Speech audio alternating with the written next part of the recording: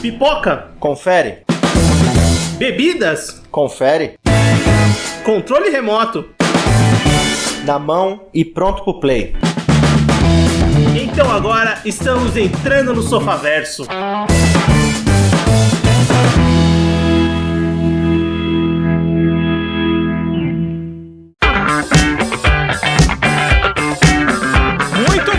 Sofaverso começando, voltamos para mais um episódio do seu podcast e hoje vamos fazer mais uma filmografia comentada. E o escolhido foi o Denis Villeneuve, e para isso eu tô com o Everton. Fala pessoal, beleza? Eu tô com o Anderson. Testemunhem! Não, pera, esse é outro filme também que deixa você com a boca seca e animado ao sair do cinema. Eu já ia falar, nossa, será que eu esqueci um filme da lista? Mas seria um erro muito crasso. Bem, eu sou o Vinícius e vamos fazer mais um quadro Filmografia Comentada, né? Nossa, faz um tempinho, né, que a gente lançou o último Filmografia Comentada, que foi da Catherine Bigelow, setembro, não sei exatamente, mas foi por aí, foi o último que a gente lançou, esse quadro que a gente escolhe um diretor e comenta os filmes originais que ele lançou na sua carreira, né, os filmes que compõem a filmografia dele, e o escolhido pra fazer esse episódio de hoje é o Denis Villeneuve, que tá aí mais do que nunca em evidência, por causa do super lançamento, talvez um dos maiores lançamentos no cinema desse ano pandêmico ainda, mas com a volta do cinema. Um filme bem grande em vários sentidos, mas a gente vai comentar quando chegar lá, que é o Duna. Então a gente vai comentar lá desde o começo da carreira, lá quando ele produzia o cinema dele independente no Canadá, até chegar agora nesse filme super blockbuster, certo? Certo. Só lembrando que o episódio da Catherine Bigelow é de julho de 2000. Eu ia falar isso, vez chutou um mês aleatório, velho. Nossa, mas só porque é o mês do aniversário dele. Não, né? Foi o primeiro que eu veio à cabeça, pode ser, sim. Assim, é clubista. Mas eu não achei que era tanto... É mais do que eu imaginei, né? Mas tudo bem. Fica a recomendação, ouvinte. Se você quer escutar os outros filmografias comentadas, os outros diretores que a gente comentou, a gente tem lá o episódio do Christopher Nolan, tem do Edgar Wright, tem da Catherine Bigelow e agora vai ser a vez do Denis Villeneuve. Bem, o Denis Villeneuve nasceu lá no Canadá, né? Na província de Quebec em 67 e na família dele tem a parte do cinema na família dele é um irmão dele, tem o irmão cineasta, o Martin Villeneuve, e é um cara que ele era autor, né, de graphic novels, e também ele foi ele fez o primeiro filme superprodução sci-fi lá no Canadá, em 2012, ele lançou um filme sci-fi lá que foi até que bem no Canadá, mas era uma produção muito normal de se fazer, uma superprodução sci-fi e tal, e o irmão dele, o Martin Villeneuve, foi o que criou esse primeiro filme. Mas bem, nessas graphic novels, assistindo filmes e tal, ele começou a se interessar por cinema, normal, a carreira dele começou a ir estudar isso, né, foi estudar cinema, e ele estudou na Universidade de Quebec, lá em Montreal, e começou fazendo mais reportagens e documentários, né? A parte inicial de produção de audiovisual dele é essa parte de documentários. Ele chegou com 24 anos ganhar um prêmio lá, uma competição de jovens de produção audiovisual, promovidos pela Rádio Canadá, que é uma estatal do país, e a partir daí ele começou a ter mais foco e mais oportunidades para trabalhar com cinema e com cinema autoral, né? Começou a fazer seus próprios filmes. Vinícius, oi. Aos 24 anos você provavelmente estava bêbado de alguma festa da faculdade. Olha, provavelmente, eu não fui em tantas festas assim na faculdade, mas provavelmente eu não estava fazendo nada tão grandioso quanto o Denis Villeneuve estava fazendo, ganhando prêmios ou fazendo alguma produção muito grande. Exatamente, nem eu. Quando eu ouço esse tipo de coisa eu falo, cara, tem gente que nasce com o bumbum iluminado, né, cara? Tem gente que realmente tem talento, vamos dizer assim, né? Tem o domínio de certas áreas e aqui claro, a gente... também. E... só uma outra coisa também, você falou cinema normal, então quer dizer que o Denis Villeneuve é um anormal? Na verdade, ele é um anormal na questão de qualidade, viu? Porque ele tá acima da média. Então a gente pode dizer que ele é um pouquinho anormal nesse critério. Se os normais forem o que faz a maioria dos filmes, aqui ele tá ele tá bem acima da média. Porque eu já adianto que vai ser uma rasgação de seda esse podcast. Vai, certamente.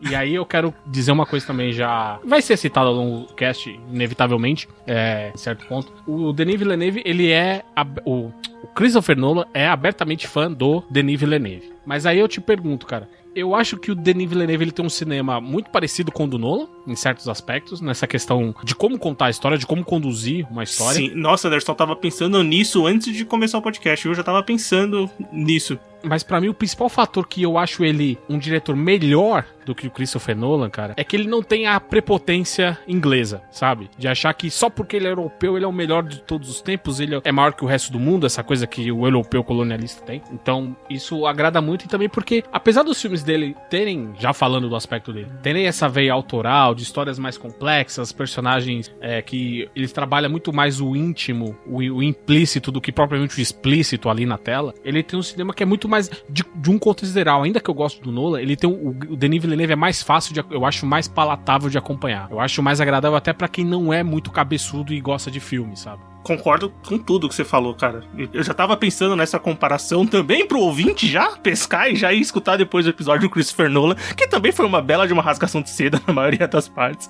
Mas eu tava pensando nisso, justamente você falou aí da comparação e essa parte final que você falou de personagens, pra mim é a diferença mais gritante no cinema dos dois. Mas agora de quem eu gosto mais, eu não sei dizer. A gente falou bem, sim, das obras do Nolan, mas a gente apontou também alguns problemas que ele tem em relação principalmente a personagens femininos e muitas vezes a condução da história, porque na cabeça dele pode ser uma baita de uma história, mas às vezes ele falha um pouco na entrega, sabe? É o cara que tem um conceito, e pra mim o maior exemplo é o Tenet, ele tem um puta de um conceito legal, mas na hora de mostrar pra pessoa, pra um terceiro, fica aquela coisa assim, você tá um pouco confuso, você precisa melhorar um pouco as ideias e tal. Pra mim, coisa que o Villeneuve não tem. Ele tem que literalmente colocar uma cena com uma cientista explicando o que era. E essa cientista não vai pra porra nenhuma depois, sabe? Exatamente.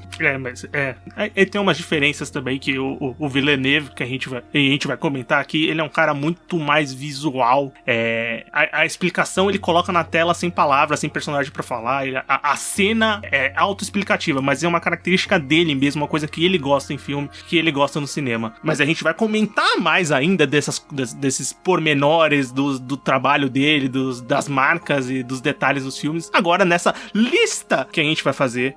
Ele tem um primeiro longa-metragem, mas nem ele, eu já vi ele em entrevista falando que o primeiro longa não é necessariamente esse, porque não é 100% um filme autoral dele. Ele assina a direção, tal, que é o 32º Dia de Agosto na Terra, o título em português, né? O título em francês eu nem me arriscarei a falar, porque eu não tenho capacidade. Esse filme, tecnicamente, é dele, é a direção dele. Tem um outro filme anterior chamado Cosmos, que são uma série de, como se fosse uma coletânea de pequenos segmentos dirigidos por diretores diferentes. Muito do que é parecido, por exemplo, o The Twilight Zone, o filme, e aquele outro filme que o Hugh Jackman ele ganha bolas na garganta, que é uma comédia péssima, que eu esqueci o nome também. Que cada trecho é dirigido por um diretor de humor, entre aspas, diferente. É muito isso. Esse primeiro, que eu também não me atrevo a falar o nome... Afinal, porque eu mal falo português, imagina francês. Esse filme já é a direção dele. Já dá pra dizer que é um projeto dele. É o primeiro, inclusive. Sim, e já tem uma protagonista feminina, né? O filme conta a história de uma mulher que sofre um acidente de carro e quase morre. E quando ela sobrevive a esse acidente, ela tem um estralo pra viver de uma maneira diferente, ver a vida de uma maneira diferente. E ela começa a ir atrás de uma pessoa que possa ter um filho com ela, que no caso é o melhor amigo dela na história, né, na vida e tal. Mas o próprio Villeneuve, ele comenta desse filme, sabe? É um filme que, assim, tem listas que ele tá como filmografia dele, tem listas que não tá, mesmo ele dirigindo, ele assinando a direção. É porque é um filme que não estreou em um aspecto muito grande, estreou em festivais muito pequenos, tal, em alguns lugares, mas não teve uma distribuição tão grande quanto o segundo filme dele, que já estreou em festivais maiores. Mas alguém assistiu esse filme? Acho que não, né? Eu assisti todos os... Você assistiu esse, Anderson? Então comente o que você achou do 32º Dia de Agosto na Terra, que eu não assisti nenhum. Cara, pra começar, o filme já me irrita no título. Agosto pra mim é o pior mês do ano, porque você não tem um feriado, você não tem uma pausa. Ele é um mês de 31 dias, que vem logo após outro mês de 31 dias. Isso se você voltar lá no começo da contagem da Era Comum, né, ou pós-Cristo, né, dependendo como você trate. Isso porque julho tinha 31 dias, e aí o imperador César Augusto não queria que o mês dele tivesse menos do que o mês do Júlio César, e enfim, aí temos 2 meses de 31 dias no meio do ano, e eu odeio agosto por causa disso. E aí você chega no filme cujo título já é 32º dia, é aquele meme de agosto que tem 365 dias. Mas tirando isso, cara, ele é um filme pra mim diferente, porque ele tem essa proposta da personagem da Simone, que ela passa a tentar lidar com como ela vai ver a vida dela depois que ela sofre um acidente, e aí ela perde compromisso e resolve fugir, resolve porque quer ter esse filho com um amigo dela. Mas é quase um road trip, porque em certo momento eles viajam pro deserto e ficam lá confabulando, conversando. Eu acredito que ele seja um filme diferente. Ele é um filme muito calcado pra mim na fotografia, porque falando de roteiro, ele é um filme comum, ele poderia se passar em qualquer lugar do mundo. Poderia ser uma comédia romântica, se ele apelasse mais pra esse lado. Ele não apela pra esse lado. Ele tem alguns diálogos muito importantes acerca sobre questões da vida, qual que é o nosso papel no mundo, a coisa da nossa irrelevância pro universo, mas em certo ponto também ele cansa porque justamente, às vezes, ele não tem muito pra onde ir, sabe? Mas no geral é um filme que eu recomendo que as pessoas vejam muito mais pra conhecer a filmografia do que propriamente pra falar, puta, que filme foda e tal, mas eu sempre recomendo pra isso, pra que você conheça o trabalho de uma determinada pessoa. Sim, e querendo ou não, o filme, ele teve algum destaque lá, teve críticos, e principalmente no cinema do Canadá, que é onde ele começa a se destacar, né, o Villeneuve, já no seu primeiro longa-metragem, mas depois ele vai ter um destaque maior com o seu segundo filme de direção. Ele assina o roteiro também, ele dirige o filme e assina o roteiro, que é o Maelstrom. Eu acredito que seja assim que se diga, né? Que é o... deve ser, porque tá em sueco, né? Tá a palavra Maelstrom é sueca.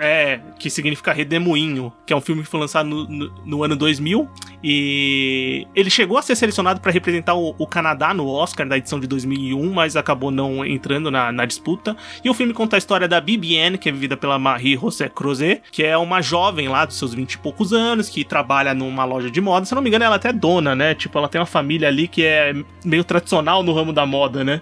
Isso. Dá a entender é isso. É bem isso. Ela, como é que eu posso dizer? Ela é uma empresária bem sucedida porque ela é herdeira. Exatamente. Ela é herdeira dessas boutiques, né, de moda. E o filme começa com ela sofrendo um aborto, né? E a partir daí tem outras problemáticas da personagem. Dá pra entender que ela é deprimida e tal. Ela tem esse problema do aborto. E ela acaba atropelando uma pessoa ali saindo de uma festa, numa dessas crises que ela tem. E a partir daí o filme vai se enrolar com ela, tentando lidar com o fato de que ela levou uma pessoa à morte. E com o desenrolar do filme ela vai interagindo com outras pessoas. E, bem, o que vocês acharam de Maelstrom?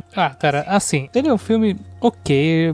Eu particularmente não gostei tanto, sabe? A história, ela parece muito que eu já vi essa história em algum lugar, tá ligado? Quando você assiste ela. E o que eu acho mais estranho desse filme é a inserção do peixe falante, que é muito do David Lynch pra mim, isso, sabe? Quando começa o filme e é um peixe falando, contando a história, sabe? É literalmente isso, eu não estou brincando, é um peixe contando a história. Eu achei muito estranho isso, cara.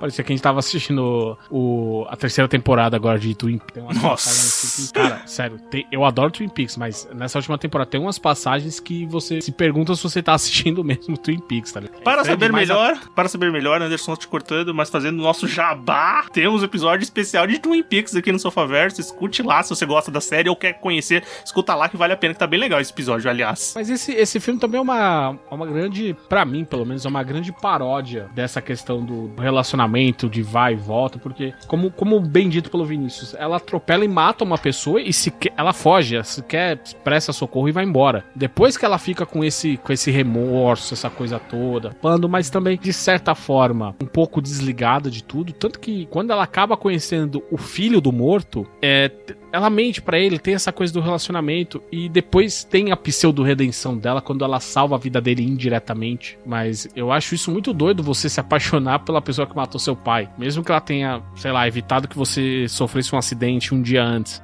É um conceito muito doido. E a parte do peixe, pra mim, que mais me incomoda, de fato, não é o peixe falando, ou a existência dele, é aquele cara, aquele ambiente sujo pra cacete. E o que aquele cara faz? Ele só fica cortando aquele peixe ad infinitum? O que me incomoda do filme é assim, essa questão do romance que tem entre ela e o filho do cara que ela matou atropelado, que, tipo, só acontece no final do filme, sabe? Não é algo que é construído durante o filme. O filme é muito mais, fica muito tempo naquela parte do remorso dela, e que passa rápido quando ela conversa com um tio lá no metrô, tá ligado? Sim. E, cara, ele reaparece. Sim, e isso me incomoda um pouco, sabe, da história em si, como foi contada a história. Que a parte que seria o ponto-chave, que é ela se relacionar com o filho do cara que ela matou, tipo, acontece muito no final e muito rápido, sabe? Essa é uma crítica que vai voltar depois no meu ponto, mas ao contrário em relação à duração do filme. Mas eu também entendo que esse filme, ele tem essa questão de justamente, como a gente falou mais cedo, tratar dos personagens. Então, muito das coisas que acontecem no filme, até algumas passagens onde ela tá... A cena onde ela tenta se matar, já dando um spoiler, é uma cena... A princípio você pensa, o que tá acontecendo? Mas você entende que ela é uma pessoa que, apesar dela ter dinheiro, fama, renome, ela é uma pessoa que não tem um propósito na vida. Então o filme relata isso muitas vezes, que ela parece que é uma pessoa que tá passando pela vida, ela tá no piloto automático ali, ela Sim. não tem uma grande coisa. Então isso de certa forma incomoda. Acredito que incomode algumas pessoas por aí também em relação a isso. Sim. Mas realmente só essa parte do finalzinho, da coincidência grande demais que me incomodou um pouco, sabe? No geral também, eu gostei mais desse filme do que do outro, apesar de eu ainda achar que esse filme não é assim, nossa, esse é o Villeneuve, sabe? Sim, não, mas eu acho que ele começa a dar umas... É que o Villeneuve, depois ele vai pra um caminho que é bem diferente até essa coisa surrealista, lintiana de um peixe narrando o filme, isso aí é uma coisa que ele vai abandonar posteriormente, né? Apesar que, pra mim, tem um toque disso em outro filme, mas depois a gente fala. Bem, vamos chegar lá. E eu gostei muito da atriz desse filme. Não, ela... Eu gostei mais dessa do que a atriz do outro também. Eu acho que algumas características já começam a aparecer, características positivas dele nesse filme. Eu acho o roteiro, assim, bem qualquer coisa. Eu acho que aquelas coincidências ali que acontecem... É uma história de amor, se você parar pra ver. Aquela coincidência até demais que acontecem. Elas são meio forçadas. Mas, assim, tem cenas que são...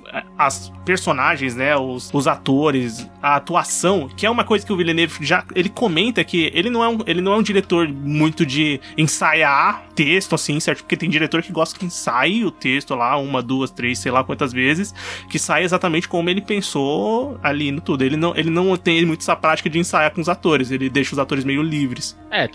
Por um lado você ganha espontaneidade, né? Sim, e comentando a filmografia depois dele, que eu acho que a gente vai chegar mais ou menos nesse mesmo tom, os atores, eles se sobressaem, conseguem trazer grandes papéis dentro do filme dele. Por exemplo, a Marie-José Crouzet, que é a protagonista do filme, ela entrega muito em várias cenas ali que são realmente muito bonitas. Essa cena que você comentou, que ela tenta se suicidar, essa cena eu acho muito legal, uma das melhores do filme, que apesar de ser triste, ela é até meio humor negros, né, se você pensar. Sim, bastante. Então, mas qual é que eu não tô Aquela lembrado? tenta jogar com o carro. Do carro. Não, ela não, é porque pra mim ela não tenta se matar naquela cena. Ela tenta. Pra mim ela... O problema é que ela falha, que o carro fica parado. Pra mim ela tenta esconder o carro, jogar o carro fora. Então, mas o segundo momento pra mim ainda, eu acho que ela não tinha intenção de se matar ainda, tá ligado? Pra mim. Eu entendi que não, sabe? Eu entendi que sim. Eu entendi que ela jogou a sorte. Ela falou, vou entrar nesse carro e vou pular com o carro. Se for pra sobreviver, beleza. Se eu não sobreviver, eu vou pagar o que eu fiz. Exato. Ela, naquele ponto do filme, ela não aguentava de remorso, porque ela foi almoçar com a amiga e aí o polvo tava duro. Aí foram ver o que vieram, o que tava causando isso. O fornecedor não tinha levado o polvo pro restaurante. Aí foram atrás e descobriram o fornecedor morto em casa. Quem era o fornecedor morto? O cara que ela atropelou. Ou seja, essas reações em cadeia vão causando certas atitudes e pensamentos nela, e principalmente depois que ela é expulsa da própria empresa, sabe? Também, ela literalmente ela perdeu o rumo, ela não tinha mais o que fazer. Sim. Então ela vivia muito com essa culpa. Eu vou viver e uma outra pessoa que deixou outros dependentes ali, e ela tem, pra mim é muito claro que ela tentou realmente se matar e até nisso ela falhou, sabe? Pode ser uma dádiva ela ter uma segunda chance, pode ser uma maldição falar, não, você vai pagar o que você fez aqui, sabe? Você vai ficar viva. Uhum. Então, eu vejo essa cena desse ponto mesmo, como mais exatamente essa coisa desse humor mais macabro, assim, de você lidar com a vida do personagem e falar, te fode aí, irmão. Eu também pensei por esse lado. E assim, atuações são bem legais. Se você começar a pensar, uma coisa que vai se sobressair depois na filmografia do Villeneuve é que não só ele é um diretor muito competente, mas como ele traz pessoas competentes pra trabalhar com ele, que fazem ali os trabalhos de edição, de fotografia, muito bons. E aqui já é um filme que é muito bonito, né? Tem cenas ali muito bonitas e tal. A fotografia que já sobressai. E também uma coisa que ele gosta de fazer muito, e que vai fazer nos outros filmes, é cena contemplativa, que tem o plano aberto, lá não tá acontecendo nada, o cara tá passeando, você tá vendo o ambiente e tal, isso ele já começa a fazer aqui no filme, mesmo sendo um filme menor, não só em orçamento como em escala, porque depois ele vai fazer alguns filmes muito grandiosos, você começa a ver essas pitadas do filme dele. E o tom do filme, que apesar de uma coisa de humor negro que a gente comentou, é aquele filme que é bem depressivo, é um filme mais pra baixo mesmo, assim, pelas situações que estão acontecendo, e é bem uma característica dos próximos filmes que ele vai fazer, né? Mas em termos gerais, eu acho, assim, um filme ok, eu não achei um filme péssimo, mas vale recomendar, vale assistir. Esse eu veria de novo, agora aquele outro da Owen Wilson, feminina lá. Porra, a mulher é a cara do Owen Wilson. Não fui só eu que achei isso, não é possível. Eu vou ter que prestar mais atenção, pra ver se eu faço esse comparativo.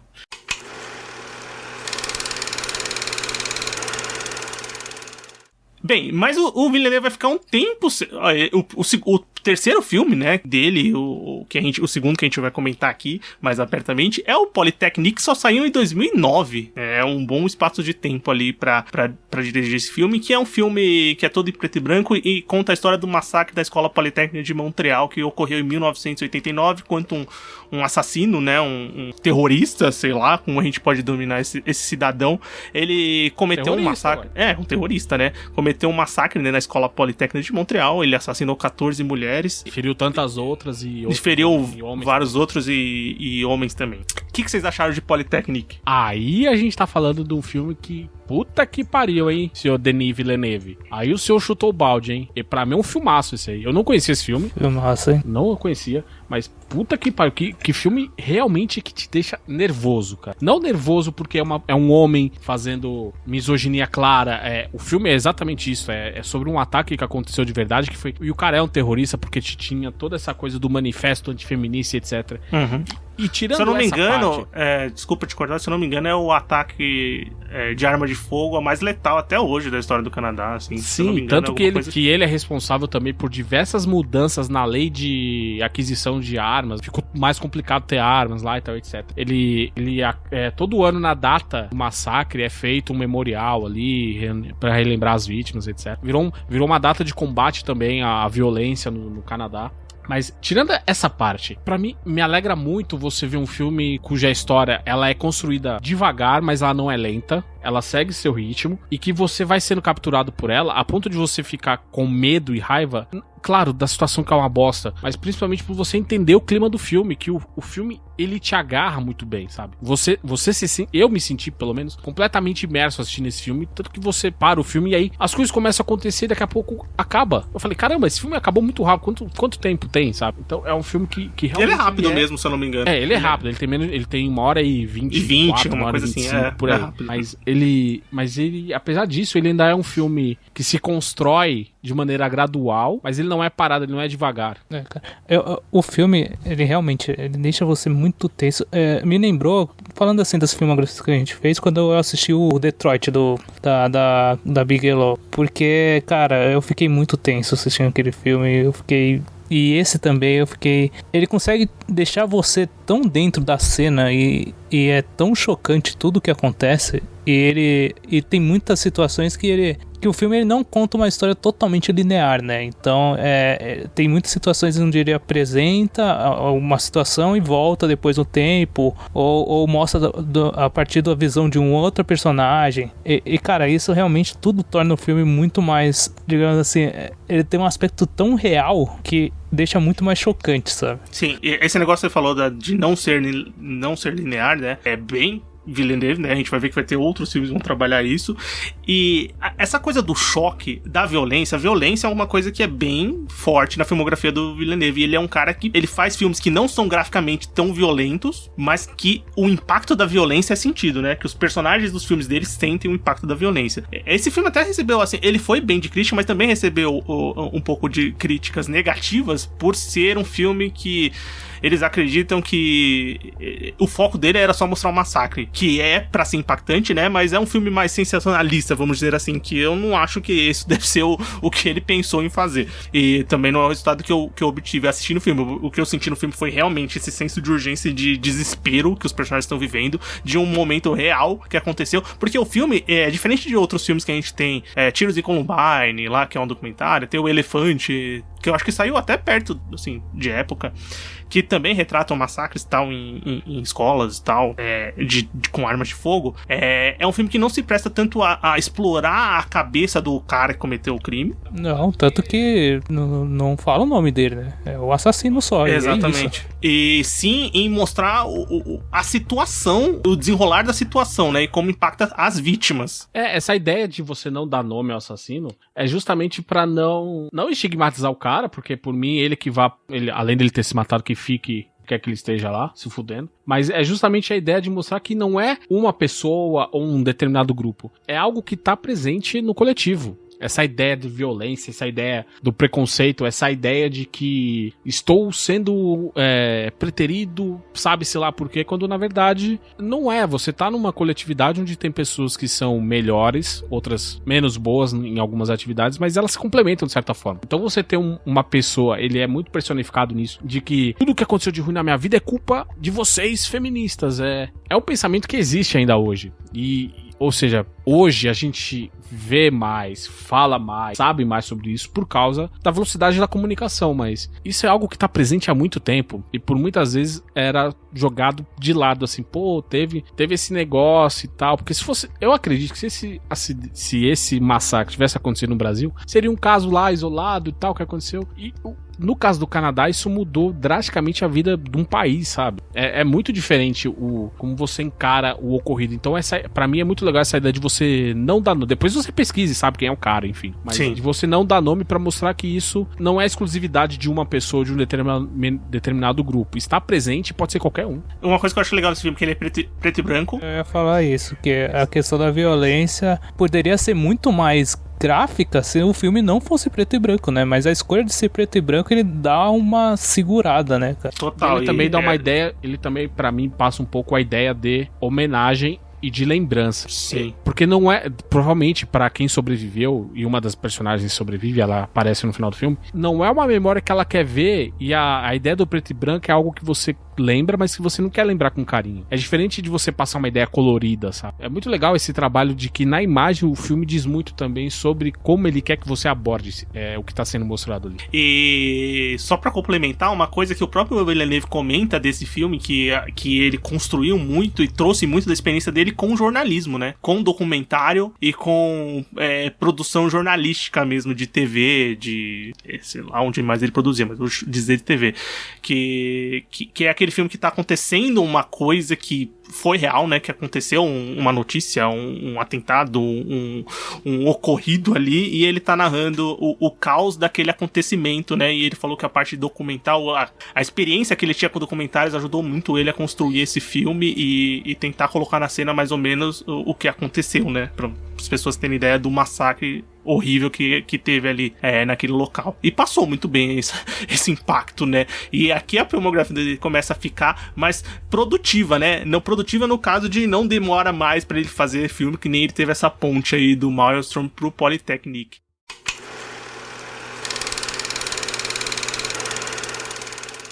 Então vamos continuar também, né? Porque em 2010 ele vai lançar um novo filme, vai lançar Incêndios, que é um filme que é ele dirige, né? O roteiro é da Valérie Belgrand-Champagne e é baseado numa peça de teatro de nome homônimo, né? Incêndios.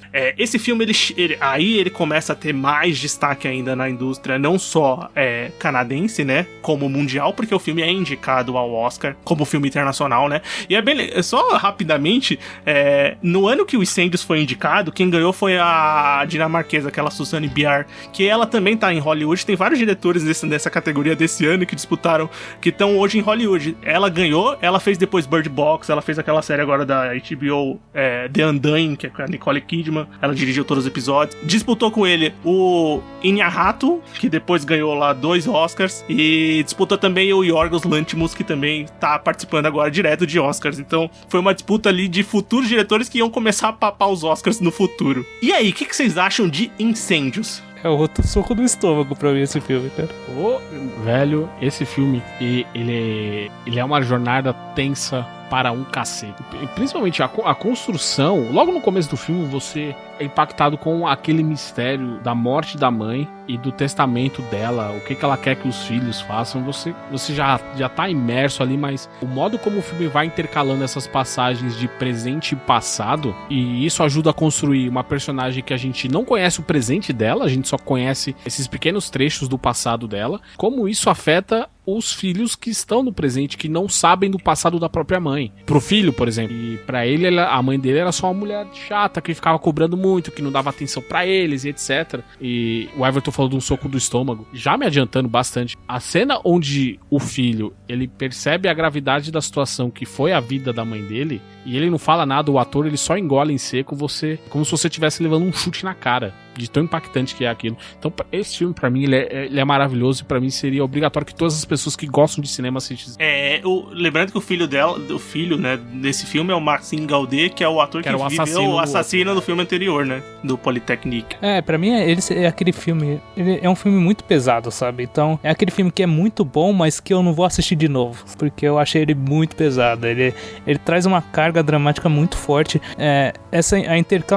Intercalar a história da jornada da filha e do filho, que são os irmãos como começa o filme, o casal de gêmeos começa com eles, com o testamento da mãe que acabou de falecer, e eles vão atrás da cidade onde ela nasceu, né, que não é falado no filme onde né, qual é a situação, mas tipo, é muito inspirado, que falam que é no Líbano, né. Sim. O que deixam mais claro, mas falam que é a situação mais próxima da realidade, né? Não só isso.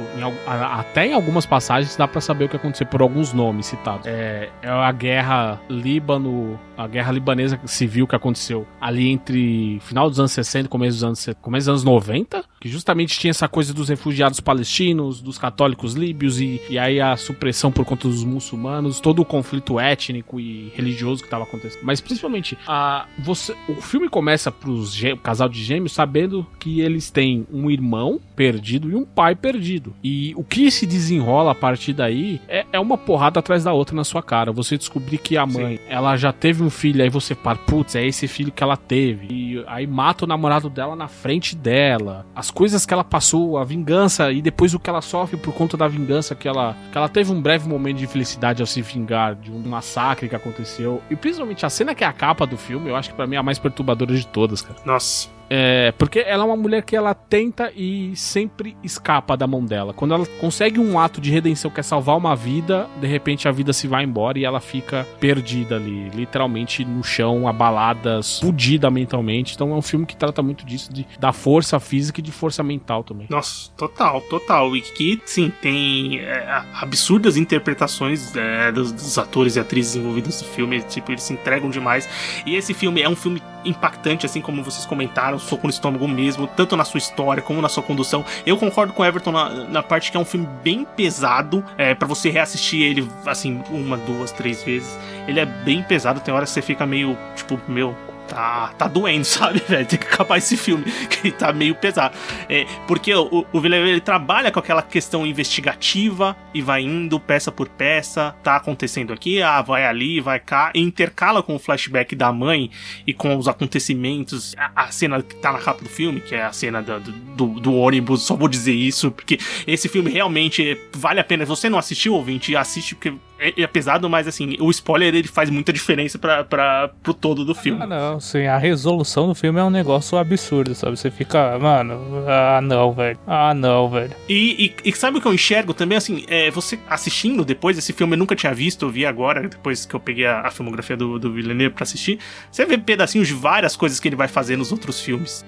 Sim. Você pega, puta, ele fez isso em tal filme, ele fez isso em tal filme, e ele só, e você vê toda a técnica e todo o domínio que ele tem pra fazer essas cenas impactantes, e também pra fazer personagens que você sente o que eles estão sentindo, de uma maneira muito primorosa. Então esse filme realmente, ele ele vale muito a pena ser assistido, não só pela filmografia do Villeneuve, mas também porque é um filmaço, assim, pesado, forte. Eu não te garanto que você não vai ficar feliz quando terminar o filme, mas você vai ser um filme, vai ver um filmaço, vai ver um filmaço. Eu ia falar um negócio que ele, apesar de ser um dos, digamos, os primeiros filmes do Villeneuve, ele já mostra que ele é um filme grande, sabe? Sim. Em questão de locação, em questão de o tamanho das coisas que acontecem, pô, você já vê que é grande, sabe? Não é uma coisa contida como o Polytechnic foi, sabe? O Maelstrom também, ele é mais contido, sabe? Mas esse aí você já vê que realmente é uma coisa maior, sabe? Tanto que foi o filme que com certeza levou ele, chegou no Oscar, né? Foi indicado como melhor filme estrangeiro, na época melhor filme estrangeiro, hoje é melhor filme internacional. E o próximo pulo era natural, ir pra Hollywood, ir pro cinema norte-americano e fazer filmes em inglês, né? Aí o Everton falou da cena do não e etc. Foi a minha reação quando você descobre o que realmente aconteceu, cara. Isso é muito bom porque não é dita nenhuma palavra nessa cena. É puramente o trabalho da atriz, a atriz que interpreta a Jeanne. Então, esse filme ele é absolutamente fantástico, ele é pesado, mas... Tem uma frasezinha do irmão que é foda. Exatamente. Quando ele fala, você fala, não, meu, não pode ser isso. Pois é, então. Eu ia até fazer uma piada, que é o cara que não sabe matemática, tá ligado?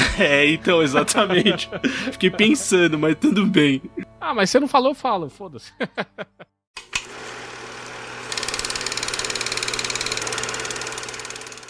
Como eu falei, era o caminho natural ele começar a fazer filmes em inglês, e ele fez em 2013. Em 2013 ele basicamente rodou 2 filmes, tem lançamentos. Assim, eu vi datas ali que depende, sai em festival, aí depois sai no cinema e tal, mas o primeiro filme que ele rodou em inglês foi o Homem Duplicado, ou The Enemy, ou Enemy, The Enemy não, é Enemy o nome do filme, ou O Homem Duplicado, como saiu aqui no Brasil, que é um livro, é um filme que se baseia no livro do mesmo nome do José Saramago, autor português, que você... Levemente baseado.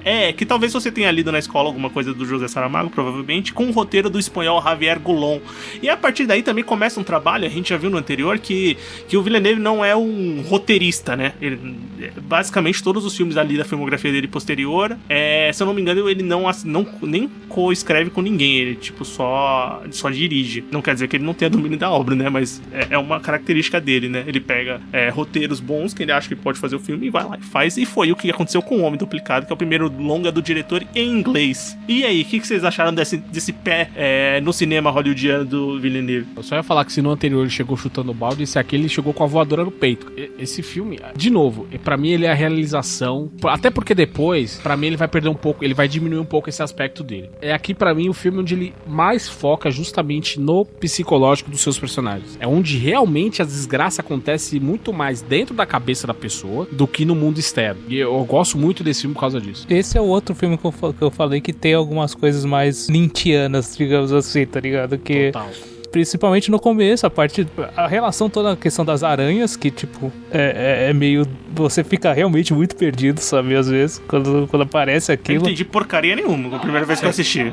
Você tem que assistir pela segunda vez, aí você começa a ver as coisas fazendo sentido. Sim. Então, e realmente, cara, e a atuação do Gyllenhaal, que o nome dele não se pronuncia assim, né? Então, não faço ideia como se pronuncia o nome dele. Do Jack Gyllenhaal não é Jack Gyllenhaal? Não, então... é outro jeito que pronuncia. Nossa, eu não tenho a mínima ideia, então. Eu só quero dizer uma coisa, rapidinho, acerca desse ator, se eu sou permitido falar isso. Pode falar, tô esperando. Você já falou e eu não escutei. Não, eu seria muito gay por esse cara, velho. Puta que pariu.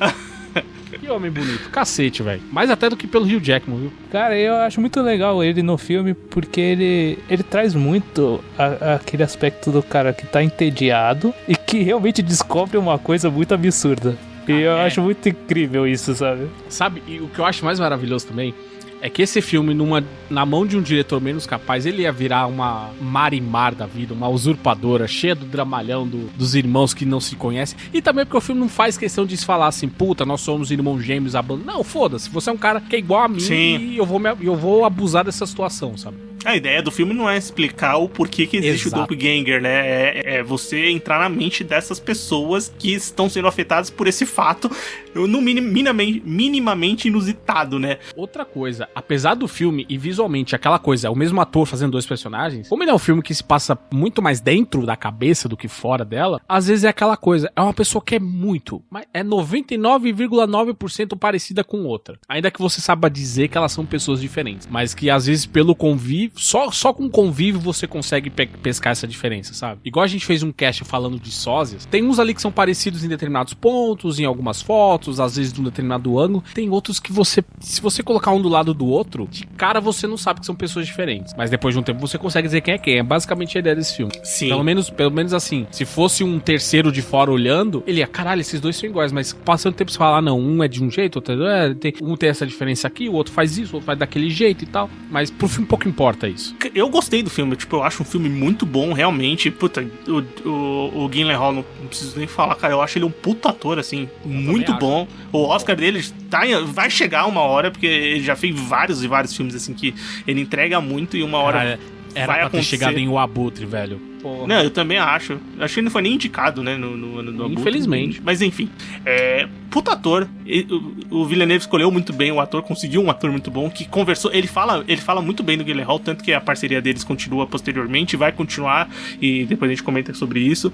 E conversou muito com ele e tal, conseguiram fazer um filme bem intimista, porque é bem psicológico, mesmo aquele famoso suspense psicológico, né, que você vai tentando entender o filme, que é muito bonito visualmente, que é uma característica do Villeneuve mesmo. Então, fotografia, mais uma vez aqui, é impecável, ele consegue colocar assim e montar cenas de maneira muito bonita.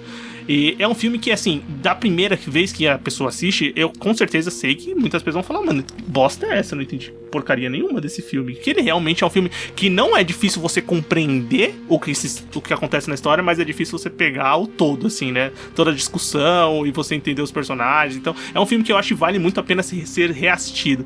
Mas é um filme muito, muito bom, cara. Sabe uma parada que me incomoda nesse filme, mas não me incomoda de eu ficar com raiva. Ela incomoda justamente porque ela funciona muito bem. É a fotografia sépia desse filme, cara. Sim. Tudo, mesmo nas partes onde supostamente seria um ambiente menos triste por conta de um dos personagens do filme, o outro interpretado pelo Jake Gyllenhaal, ainda é um filme extremamente incômodo, que ele fica ali martelando na sua visão toda hora. Não espere nada desse filme, que ele não é um filme alegre. Então não tem nada. Essa mensagem ela é muito visual, muito impactante o filme inteiro, sabe? O mínimo momento que você acha, pô, a situação vai melhorar, não vai. Você olha a fotografia, não vai. Caraca, esse filme, ele te derruba desse jeito, sabe? De falar assim, não adianta, cara, não espera muita coisa, porque não tem muito do que ser. Do que tava vindo do Villeneuve, já podia cortar a alegria, né? Dos filmes anteriores, você já sabia que... Apesar de, por exemplo, Incêndios, uma história extremamente trágica, sofrida, incômoda, tal, o filme ele ainda termina de uma certa forma com um sopro de felicidade, porque ele consegue dar um encerramento pro personagem. A mulher, mesmo morta, ela conseguiu ter a paz que ela queria desde a juventude dela. Os filhos conseguiram tirar essa sombra de que eles tinham uma história que eles não sabiam o que era. Eles não conheciam a própria mãe, agora eles sabem. Então, ainda termina de certa forma, não é a melhor das coisas, mas ainda termina com um senso mais positivo do que esse aqui. Esse filme aqui é o tempo todo falando, não vai dar bom, cara. Esquece. Nesse filme, a personagem que eu senti mais dó é a namorada do cara que foi do professor, sabe? É o Adam. O ator é o Anthony, né? Isso. A namorada do Adam foi a que eu senti mais pena no filme. Coitada mesmo, velho. Porra. Ao contrário, por exemplo, dos filmes igual a gente falou do Incêndios, o final desse filme, apesar de ser um puta plot twist, é o que menos importa. Ah, não, sim. É um final bem abrupto, na verdade, né? Porque você fala, pô, é assim que vai acabar o filme? É um final que você... É assim que acaba o filme. Eu revi esse filme, mas eu lembro a primeira vez que eu vi esse filme, é isso, eu não tenho reação pra falar sobre o filme. Você abre a boca, mas é igual o personagem, ele dá um suspiro e você não sabe como reagir com aquela porra. Sim, total, Anderson, você tem razão, cara. Eu fiz literalmente, quê? A minha resposta você não consegue pronunciar nem isso. Você não consegue pronunciar nada. Você fica lá de boca aberta igual um idiota.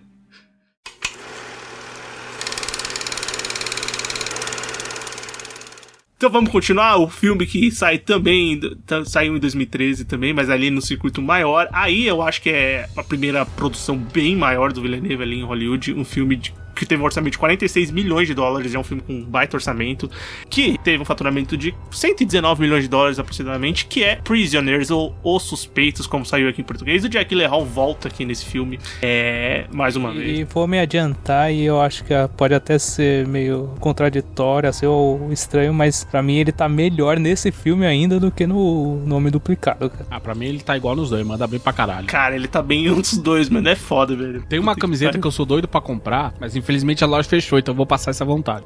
A camiseta diz assim: eu gosto muito do ator Jake Gyllenhaal.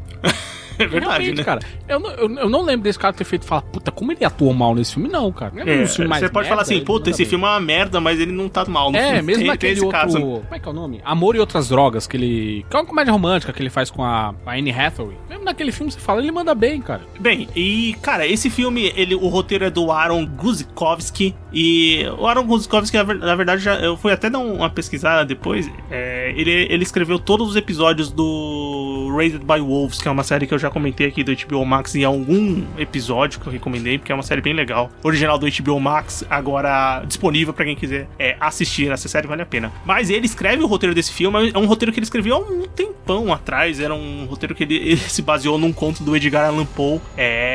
E bem, o roteiro ele passou por mão de muita gente, já participou do projeto, já chegou a assinar contrato e deu pra trás, assim, porque o filme não foi pra frente. O Christian Bale, o Leonardo DiCaprio, a Jessica Chastain, e diretor o Anthony Fuqua e o Bryan Singer. Todos estavam quase ali pra fazer o filme, mas acabaram não fazendo o filme, sobrou pro Denis Villeneuve, e ele fez esse filme, que conta ali não só com o Jake Gyllenhaal, né, como protagonista, mas também com o Hugh Jackman, que também, engraçado, o Hugh Jackman chegou a fechar pra fazer esse filme, não fez, e depois voltou pra fazer. Então, foi meio que uma demora, muitos nomes, mas aí o filme saiu em 2013. O filme conta a história do Keller Dover, que é o papel do Hugh Jackman, que tem a filha de 6 anos sequestrada, assim como uma amiga dela, a Joy, ali da vizinhança, né?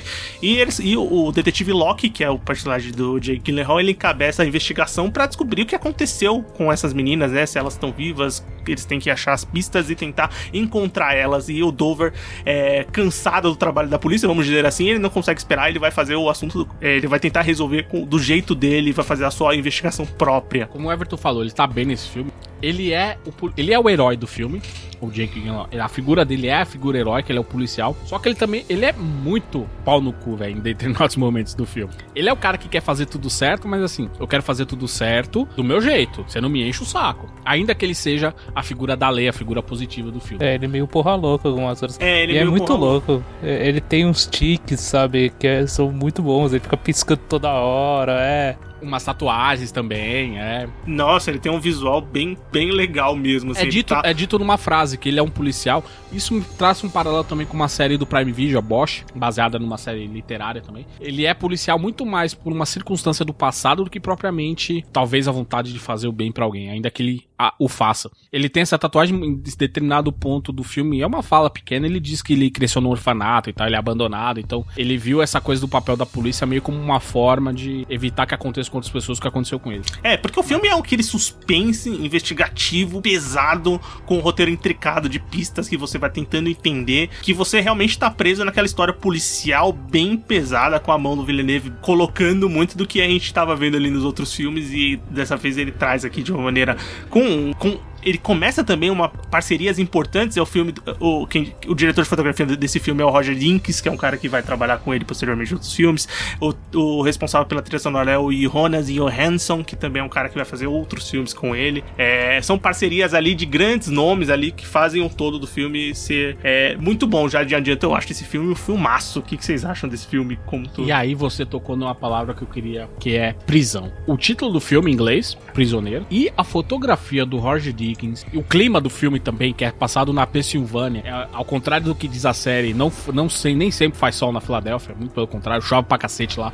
É um clima frio, denso, pra baixo, é um clima que prende as pessoas onde quer que elas estejam. Por isso que eu acho que a tradução desse filme é uma bosta. Esse nome, Os Suspeitos, pra mim ele corta metade. Nossa, é horrível. Metade da ideia do filme, porque a princípio tá todo mundo preso dentro daquela situação de merda que o filme conta, e eu acho ele um filme ótimo. O personagem do Paul Dano, o que ele faz com aquele personagem dele? O Paul Dano é um outro ator foda pra caralho também. O modo como ele constrói aquele personagem, o Alex, sem que ele pareça um retardado, um imbecil, um bobão, é muito... Isso, claro, isso tem trabalho do Villeneuve, mas ele é muito bem feito. A história por si... A gente já viu em outros lugares, não é uma história relativamente nova. O grande brilho desse filme é a maneira como ela é contada e as tensões que são construídas ao longo do filme. É bem isso, ele é uma investigação que, assim, ela não é inovadora, assim, não quer dizer que você nunca viu um filme parecido, ou alguma história parecida, mas o jeito que ele é contado é muito bom, sabe? Te deixa preso, você fica curioso, você quer saber o que vai acontecer, você quer saber quem é realmente o responsável pelo sequestro. Ele joga muito aquela coisa de o personagem falou uma coisinha aqui, bom, e o outro interpretou de tal jeito, será que é isso mesmo? Será que é aquilo? Será que não é? Vai adicionando novas camadas durante o filme, novos personagens, sabe? E não de uma maneira aleatória, é bem trabalhada a forma como vai sendo inserido, principalmente o personagem do David da Malchan, tá ligado? Sim. Sim. Ele é também um personagem muito interessante, que ele é adicionado depois e fica criando aquele clima, sabe, também. Pô, será que esse cara também tá envolvido? O que é isso? Quem é esse cara? É muito legal, cara. Realmente é um baita filme, velho. É um ator que depois vai entrar em vários filmes, né, do Villeneuve. Vai pra alguns outros filmes da filmografia dele, cara. Você sabe também que o Dalmatian, ele tá sendo escalado pelo Villeneuve muito por conta do Nolan, justamente porque o Nolan ser um fã do Villeneuve, rolou essa coisa assim, pô, eu vi você naquele filme, quer trabalhar comigo e tal.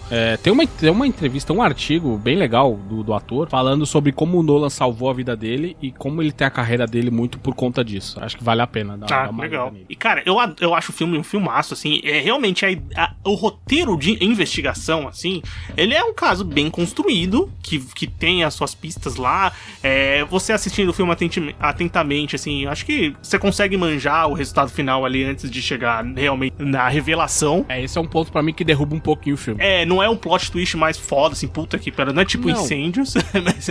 pra mim ele é o ponto que eu coloco esse filme abaixo dos dois anteriores que a gente falou. Então, mas assim... Pelo amor de Deus, porra, é um puta de um filme, hein? Não, sim, com certeza. Mas é um puta de um filme, assim, com cenas, com atuações incríveis.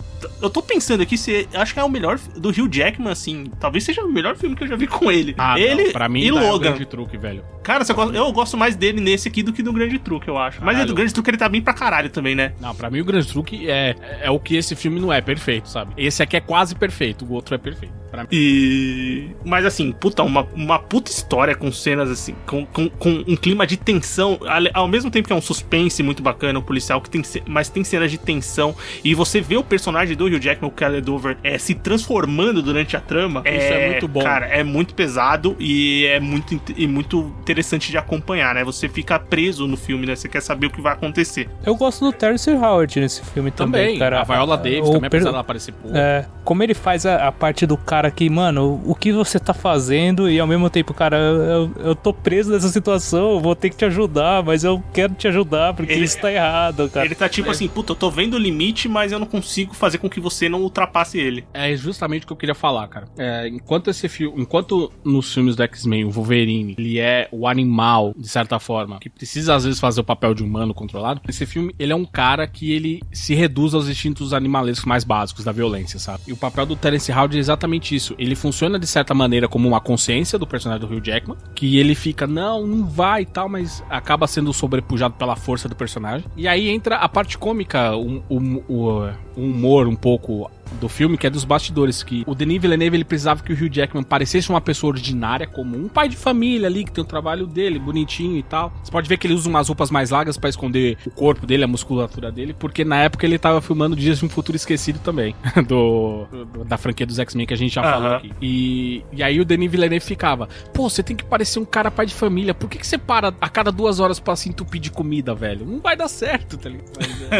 O cara parecia um trincado, né, cara? Então, por isso que ele usa a camisa mais larga, ele não usa nenhuma roupa, ele usa calça, nada mostrando que ele realmente tá bombadão. Mas isso é só um aspecto, uma curiosidade do filme. Mas, justamente, eu gosto do Hugh Jackman como ator, eu acredito que ele consegue construir uma persona muito boa nesse filme, que ele é o pai dedicado, ainda que... Ele tem cara de pai de família, né, velho? Ele tem cara de pai de família. Ai, que delícia, cara. Não esse pai de família, né? Mas...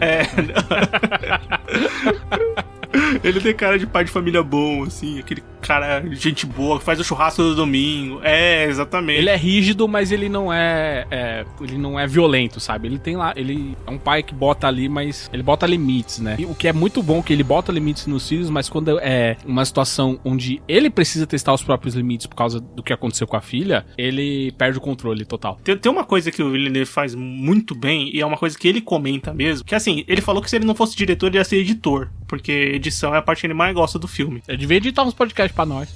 Seria bom, ajudava bastante. Mas o que ele falou que ele enxerga que o cinema, hoje em dia, o pessoal edita muito. Então é cena atrás de cena. É muita cena a cena toda, né? E tem vários cortes dentro daquela cena, né? Então muda muito rápido o aspecto. E assim, acontece muito em filme de ação, tal, tudo bem. Marvel, você vai ver isso muito, filmes de herói e tal. Mas outros filmes também acabam levando pra esse lado. Ele, se você ver e prestar atenção nos filmes dele, as cenas, elas têm poucos cortes, cara. Elas são bem, assim, paradas às vezes, e você tá vendo tudo acontecendo ali, não é um plano de sequência, mas ali você consegue enxergar muito bem todas as coisas. Por exemplo, tem a cena nesse filme tem aquela cena que me lembra do Incêndios também, que no Incêndios tem a parte que a mãe tá presa, né, tá sendo torturada lá, e aqui tem todo um arco de tortura, vamos dizer assim, né, e tem a cena que ele pega o martelo lá pra ameaçar o personagem, o Alex Jones, aquela cena lá, aquela cena eu falei, caralho, velho, isso aqui, o que eu ficava pensando, eu falei, mano, como que os caras gravam isso nesse nível de intensidade e sem, cara,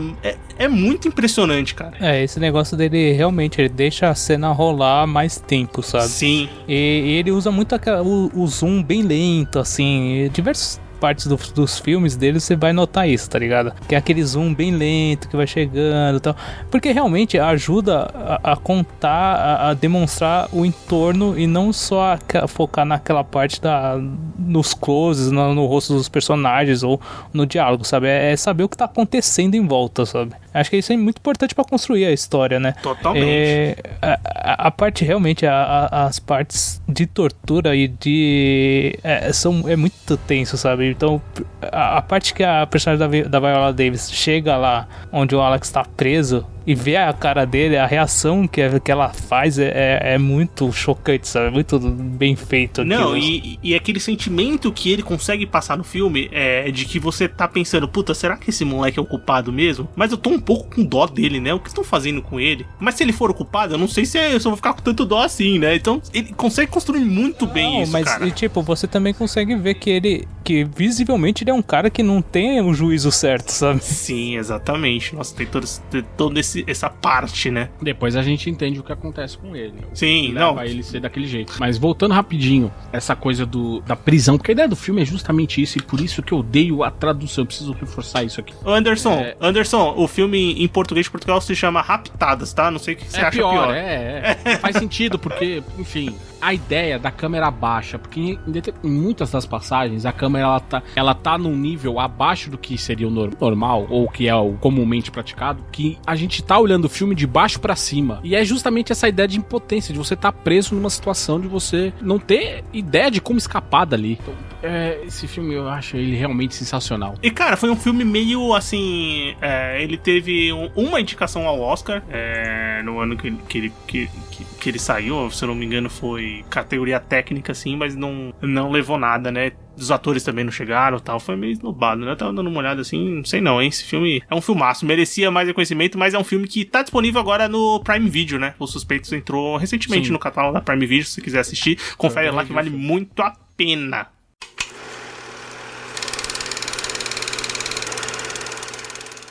Vamos continuar? Próximo filme do Villeneuve. O filme sai em 2015. Ele vai lançar Sicário. Filme que teve um orçamento lá de 30 milhões de dólares e uma receita de aproximadamente 90 milhões de dólares. É um filme escrito pelo Taylor Sheridan, que depois que você vê quem escreveu o filme, depois que eu vi o Taylor Sheridan, depois ele lança outros filmes lá que são muito bons. É aquele tem no Prime Video, Everton, Terra Selvagem. Esse filme é muito bom, cara. Vale muito a pena. E ele lançou um filme esse ano com a Angelina Jolie como protagonista, Aqueles que Me Desejam a Morte. É bem médio, vamos dizer assim. Esse eu não recomendo tanto, mas Terra Selvagem tá lá no Prime Video. É um filme que ele dirige e escreve, que é muito bom. Se você assistiu o Sicário e gostou, vai nesse, que esse é certeza que você vai gostar também. Ele fez outra bomba também esse ano, que é o Sem Remorso, baseado em um dos livros do Tom Clancy. Ele escreveu esse filme também? Esse é o problema. Ele não escreveu o filme, ele é um dos roteiristas do filme. Entendi. O filme tem 2 roteiristas. Então aí... E esse filme enfim, esse filme é patético. Bem, mas aqui em Sicário, ele escreve o filme, o roteiro e direção do Denis Villeneuve. O filme é estrelado pela Emily Blunt, tem o Benício Del Toro, tem o Josh Brolin, e vai narrar a história dessa agente da FBI, né, que é a Emily Blunt, que ela é convocada, né, alistada para participar de uma força-tarefa do governo americano, meio que, vamos dizer, é uma força... Não chega a ser secreta, mas também não é escancarada. Mas serviço sujo. Que faz o serviço sujo. Sujo é foda, né? Que faz o serviço sujo, exatamente, pra derrubar o líder de um poderoso e brutal cartel de drogas mexicano. Então é aquela, mais uma vez, a representação da eterna batalha ali dos Estados Unidos contra os cartéis e os grandes senhores das drogas. Não é bem uma batalha contra, né? Exatamente. É essa guerra idiota que não vai se resolver desse jeito, cara. Na verdade, é aquele controle indireto, né, que eles exercem. Na verdade, vamos controlar com quem a gente quer, né? Vai acontecer? Vai, mas vai ser do jeito que a gente quer. Mas enfim, mais uma discussão, né, que já teve outros filmes relacionados ao tema. Quando saiu esse filme, muita gente lembrou do Traffic, que eu não sei como ficou em português, mas é aquele filme do Steven Soderbergh. Não sei se vocês lembram desse filme. Soderbergh. Mas é um filme que fez barulho na época, que basicamente é o mesmo tema, mas aqui vai pra uma vertente um pouco diferente. Os caras recebeu 3 indicações ao Oscar: melhor cinematografia, né? Trilha sonora original e melhor edição de som. E aqui tem mais uma vez a parceria, né? O Jóhann Johansson como o compositor, né, da trilha sonora original, e o Roger Nix na fotografia. E aí, o que vocês acham de Sicário? Vocês gostam de Sicário? De novo, a gente falou, essa coisa da guerra contra as drogas não é justamente pra eliminar, é pra tentar controlar, é pra colocar um chegado ali no comando, pra você ter certas vantagens, etc. E esse papel da Emily Blunt, da Kate, que ela é do FBI, mas ela é idealista, ela acredita em outras maneiras que não a violência, de resolver os problemas do mundo e tal. E aí ela é jogada numa furada, com 2 caras com moral totalmente duvidosas, inclusive o do Del Toro mais duvidosa do que o personagem do Thanos.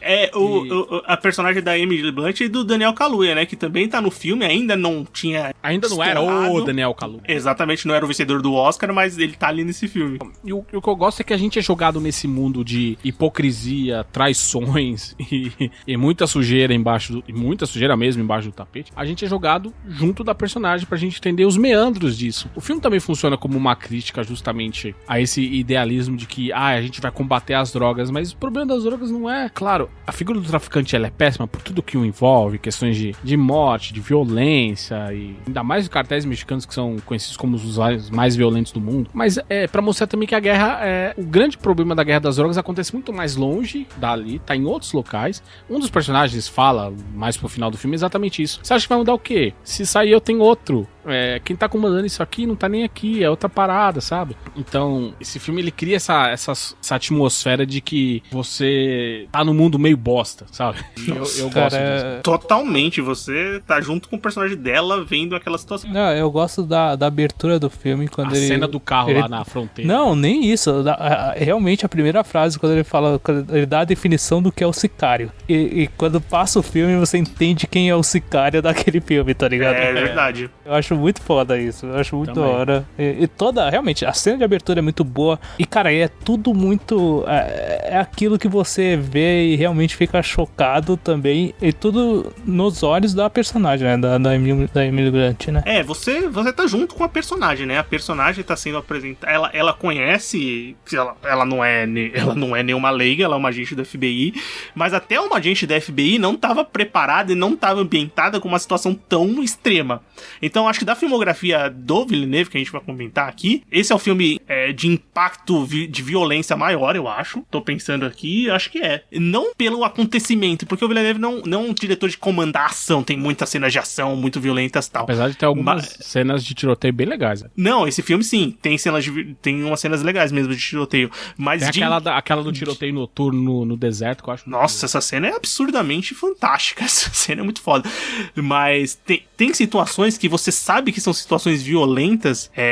Por exemplo, logo no começo do filme, quando ela encontra os corpos lá, os corpos que estão na casa, aquilo ali, eu fiquei, caralho, velho. Eu falei, mano, você sente na pele da personagem, da Emily Blunt? A clássica cena, quando ela pergunta, como a gente vai saber que chegou em Juarez lá? E o cara fala, olha aí pro lado, cara, os corpos pendurados, velho. É engraçado porque o filme foi muito mal recebido em Juarez, né? Porque será, né? Porque o prefeito falava assim, não, mas não é mais assim. É estereótipo, e o prefeito falou que não era mais daquele jeito, tal, que tinha melhorado bastante. Mas não negou que acontecia, né? Não é o cara falar assim, não, vocês estão exagerando, nunca foi assim, não. Não é mais assim. Exatamente. Falou assim, eu gravei quando era, né? Tipo, a história é quando era, né? Não é? Velho. É muito bom essa construção da personagem. Ela trabalha sempre dentro das regras do jogo, né? Do que é a lei, ou do que ela pode usar como lei. E ela chega num lugar onde isso não existe, porque a primeira parte, quando ela tá lá e eles estão lá presos no tráfego, sabe? E chegam os carros pra atacarem eles, e os caras vão lá e matam todo mundo que tava nos carros dos traficantes lá, cara. E ela fala, mano, vocês realmente foram pra um outro país, mataram uns caras do nada, começaram a atirar e vazaram, sabe? É isso realmente que vocês fazem, cara? Sim, aí aqui a tradução fez um nome legal, que é, aqui o filme se chama Sicário Terra de Ninguém. Aí faz sentido com dentro do filme. Sim, faz sentido. Porque é subtítulo, né? Pelo menos colocar no subtítulo que... coisa BR. Se eles quisessem traduzir Sicário, seria foda, né? Tipo, matador de aluguel, alguma coisa muito louca, assim. Ainda bem que não foi. Mas, por exemplo, essa cena que o Everton comentou, eu acho que assim, é um brilhantismo muito grande do Villeneuve. Aí você vê como ele é um diretor, assim, que... Eu não tô falando de ação impactante, que tem muita coisa acontecendo, mas de atmosfera de uma situação violenta. Então você tem toda a atmosfera daqueles carros, daquela fileira de carros, né? Daquele... Como é que chama um monte de carro enfileirado numa rua? Eu não sei. Cortejo de carros. Engarrafamento. Mas quando eles estão indo, né? O tráfego. O tráfego de carros. Aí, como eles estão parados, é uma cena que tá todo mundo parado. Os carros estão todos parados. Não tem um monte de coisa acontecendo. Estão todos parados, mas você não sabe o que vai acontecer. E a tensão que é crescente naquela cena, ela... tipo, é bruta pro resultado final. E justamente por tudo que você vai entregando. A personagem de Emily Blunt. A Emily Blunt brilha nesse filme. Eu gosto muito dela. Apesar de eu achar que o filme... Que o Benício Del Toro dá uma roubada no filme na parte final, assim, no final do filme. Aí dá uma encostada nela. Mas assim, não que ela desapareça. Mas que o personagem dele acaba tomando uma tanto frente, que tem uma né? sequência só por causa do Alejandro, né? Sim. Só por causa do personagem dele. E o Villeneuve não dirigiu por conflito de agenda, porque eles chamaram ele pra dirigir e tal.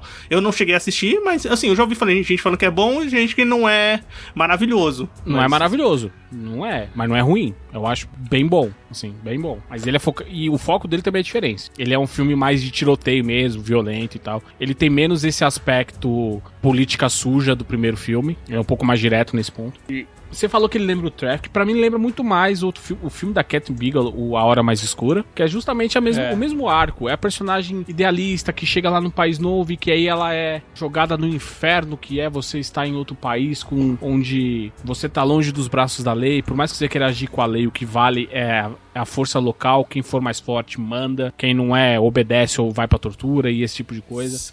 Sim, isso é verdade. E conforme isso vai transformando a personagem ao longo do filme, apesar deles culminarem em pontos diferentes da história, né? E o personagem do Josh Brolin é a representação do americano total, né? Aquele cara que quer comandar, aquele cara grosseirão, é o Yankee mesmo, como eles chamam, né? Exatamente isso. E a segunda coisa que eu queria falar é: você nunca deve confiar em personagens do Benício Del Toro, gente. Ele tem cara de traíra. Ele deve ser gente boa, deve Quando ser, ele apareceu né? na tela, eu só conseguia lembrar do personagem do Javier Bardem lá no Onde os Fracos Não Têm Vez também. Eu só pensava nisso. Pra mim, ele não tem nada a ver, mas me lembrava do mesmo jeito. Porque eu não sei se é um cara O assassino. Doutor, pra mim, ele aparece no filme e eu falo, não vou confiar nesse cara. Não tem Não, mas ele tem muito cara de errada. traíra nesse filme, né? Tava na cara Ele tem- que não ia Ele dar tem certo. cara de traíra na vida. Então, deve ser uma pegação no pé dele da minha parte, mas eu acho que é isso.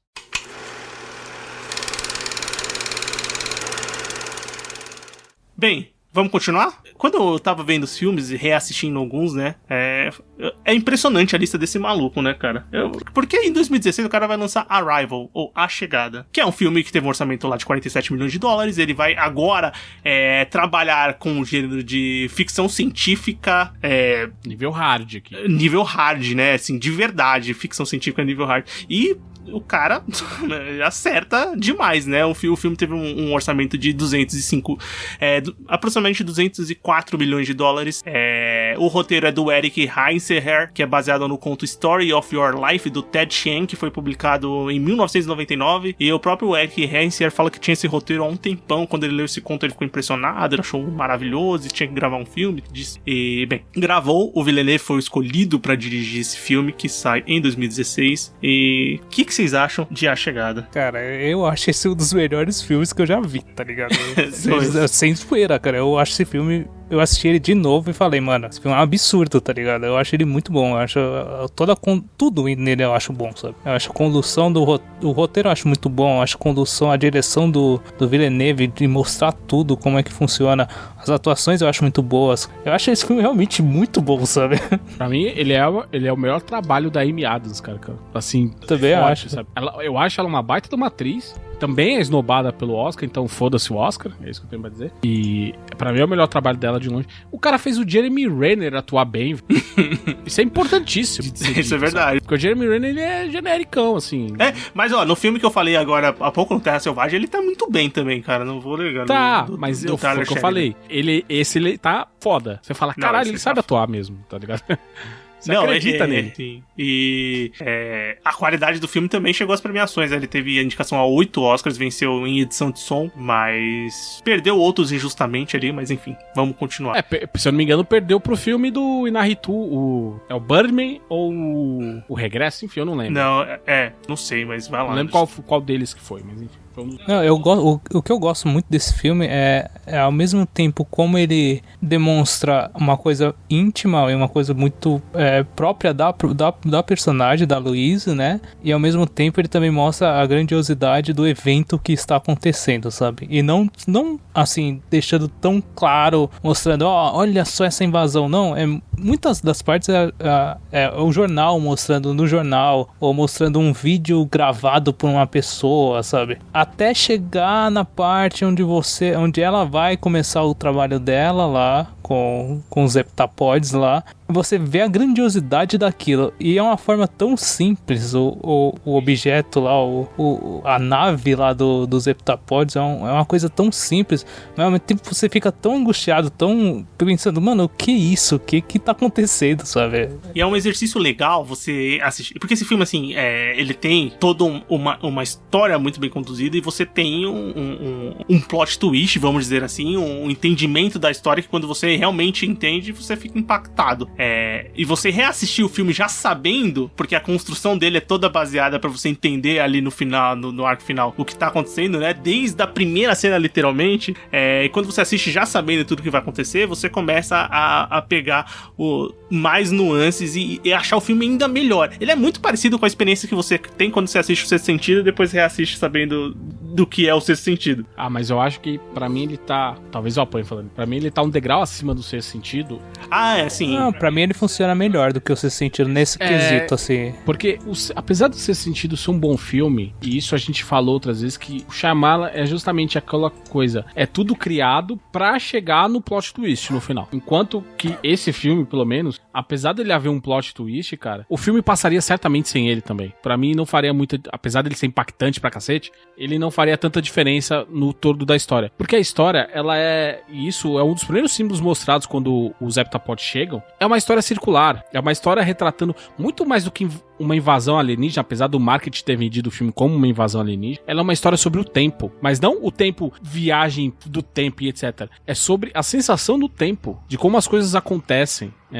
De como as pessoas se comportam, como um acontecimento que em tese foi pequeno lá atrás, como isso pode voltar depois e causar um certo impacto lá na frente, ou como coisas que você acha que talvez fossem grandiosas demais e elas se perdem, porque elas estão junto de outras coisas que vão se sobrepondo uma após a outra. Então esse filme eu vejo muito mais como uma viagem intimista acerca do tempo, com um leve tom de invasão alienígena, porque ali é a parte visual e tal. Então, eu acho que a grande mensagem do filme, pelo menos que eu entendo, assim, é aquela questão também de, cara, se você soubesse tudo que vai acontecer na sua vida, você viveria também o mesmo, Exato. viveria de novo isso, sabe? É uma mensagem tão forte, sabe? Quando a cena final do filme, a sequência final do filme, ela é muito emocionante, sabe? E aí tem um ponto que eu acho que, assim, vai com algumas coisas que a gente tá comentando no cast. Primeiro ponto, diferença do Christopher Nolan pro Denis Villeneuve, é isso. Emoção sem ser forçada. Ele não precisa forçar a emoção. A emoção, ela é constante no filme inteiro e você se emociona com atuações brilhantes e tal, mas é um roteiro muito bem escrito e um filme que funciona muito bem, que consegue te demonstrar isso, consegue passar muito bem tudo isso. Obviamente, tá tudo incluso ali, tem a trilha sonora muito boa, tem toda a questão da interpretação dos personagens e domínio do que tá acontecendo no filme. A gente tá vindo de um filme que O Sicário é um filme que, assim, é totalmente diferente do Arrival, que é um filme que gera muita emoção, mas é uma emoção mais baseada no medo, na questão do desespero ali. Também um pouco na sensação da raiva. Da raiva, exatamente. São questões que são mais relacionadas à violência, vamos dizer assim. Isso. E aqui, no Arrival, é totalmente baseada no amor, na jornada, no quanto você vive a sua vida, assim, vivencia os momentos que você tem com as pessoas que você gosta e também em relação humana, né? Porque ali o filme, desde o começo, e os aliens querem isso, né? Que os humanos ali se interajam de uma maneira bonita, né? Vamos ser amiguinhos, né? É isso aliens que eles querem, né? Franquia. Você tá falando dos heptapods. Dos heptapods, que são os alienígenas. Mas eu também colocaria justamente a percepção do seu papel de humano em relação a todo o universo em geral. Esse filme também trabalha esse aspecto dela entender que eles chegam ali, ela tenta entender o que tá acontecendo, ela é a linguista, porque ela é especialista em linguagem e etc. Como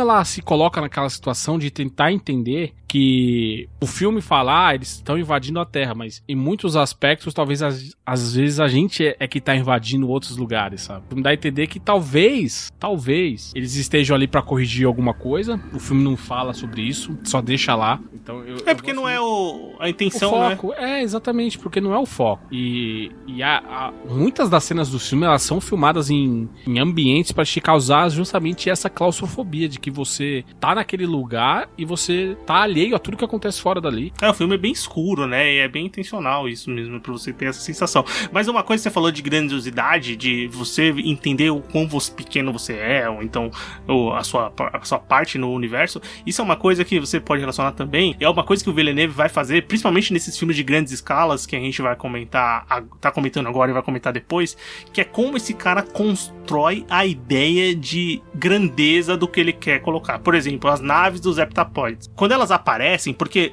assim que tem a invasão, ele não mostra de primeira, né? Ele só vai mostrar quando a protagonista, de fato, vai até uma das naves. Porque elas aparecem de relance, assim, na tela da TV e tal. E quando você chega e você vê o quão pequenos são aqueles personagens perto daquelas naves e como ele cria todas aquelas cenas de grandeza, é muito impressionante, velho. É uma sensação. Esse filme é um filme que, quando eu assisti, infelizmente eu não assisti no cinema. Então eu falava, caralho, imagina esse filme no cinema, velho. Eu ia ficar arrepiado, velho. A trilha sonora desse filme é muito boa, velho. É do Johan Johansson, que é um dos colaboradores dele também, um dos principais, né?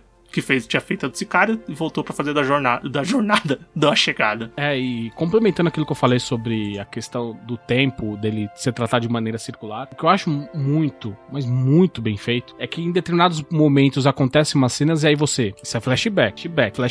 Aí o filme vai e esfrega na sua cara, isso é um flash forward. O que você achava que ia acontecer no passado, na verdade ainda vai acontecer. Aí uma outra que você assiste e você fala, não, isso vai acontecer no futuro. É quando você descobre, caralho, isso aconteceu antes. Ou seja, é de novo aquela narrativa que ela não tem um começo, um meio, fim. Ela se conecta, ela simplesmente roda. Ela acontece e ela vai passando pelos momentos sem se dizer se isso é passado, futuro e como que isso faz parte do contexto geral, justamente da linguagem dos heptapodes, como eu falei, que é tudo baseado em círculo, etc. Realmente, esse filme, ele não, assim... eu acho que ele tem que estar, nesse filme tem que dar crédito pra um cargo específico, que é o que eu comentei, que seria o que o Villeneuve, se não fosse diretor, ele seria editor. A edição desse filme é absurda. Também. O Joey Walker é o cara que edita esse filme e, cara, tá de parabéns, velho. Foi indicado ao Oscar, né? Mas não acabou não ganhando. Eu tava dando uma olhada aqui, o Oscar desse ano é o do La La Land. La La Land que ganhou foi o Moonlight, né? Mas La La Land papou quase todos os prêmios. Nossa, e 2 filmes, qualquer coisa, assim. Nossa, também acho, assim, que não... Eles não estão definitivamente no nível da chegada que eu reassisti, cara, continua um filme, assim, brilhante, incrível, sério. Um dos melhores filmes que eu já vi, assim, na minha vida. Fácil. E eu acho legal também que uma coisa desse filme, ele é PG-10, então ele vai atingir muita gente, cara. Ele vai atingir muita gente. E porque é um filme sci-fi, que não é cabeçudo. Isso é uma coisa que eu ia falar. Tipo, ele é um filme... Você vê, a gente falou muito mais dos aspectos humanos, sabe? Do que a questão dos alienígenas, tá ligado? Que é meio que um pano de fundo, sabe? É a justificativa pra contar aquela história. Pra apresentar aqueles personagens. E uma coisa que o Villeneuve também... Você falou dos alienígenas, Everton. Uma coisa que ele teve muita atenção e que ele falou que se preocupou muito é como representar os alienígenas. Como criar os alienígenas na tela. E também o som que eles iam emitir. Então ele tentou ele se preocupou muito e ele consegue aqui realizar com maestria, né? Porque você tem aquele aspecto de grandeza daqueles alienígenas que são coisas que você não vê direito, mas você entende mais ou menos como eles são. Você vê que eles são bem diferentes, né? São umas coisas assim que você, puta, realmente eu acho que eu sou menor que esse cara, né? Não, mas não só isso. Ele não é apresentado do que, apesar dele dar a entender de que são seres enormes, gigantescos, mas eles não passam evoluídos, né? Não passa a ideia de medo. Tanto que quando ela tem um vislumbre disso, ela não fica com medo, ela fica muito mais emocionada de ver uma coisa tão impactante na frente dela se sentir privilegiada de poder ver algo daquela magnitude, sabe? Não era uma coisa que realmente, puta, fudeu. Sabe, é muito grande, fudeu. Não é. É um tipo de admiração até. Sim, com certeza. Tem todo esse aspecto, tá muito bem feito, muito bem construído no filme, cara. E aqui, cara, é um atestado também de controle, assim como a gente falou, comparando de novo com o Nolan, mas é porque o Nolan também passou por muitos gêneros ali, ficção científica, ação e tal. E o Villeneuve também saiu aqui de ação / política, com filmes densos e bem pesados, pra esse filme aqui que é bem é um sci-fi bem emocional, assim, é quase uma coisa familiar, mas muito inteligente, muito bem construída e muito bonita, cara. Pra mim o melhor resumo dele é isso, ele é um filme, ele é uma história de família envolto em tema de ficção científica, sabe, banhado ali com ficção científica, mais do que um filme de ficção científica com um drama envolvido.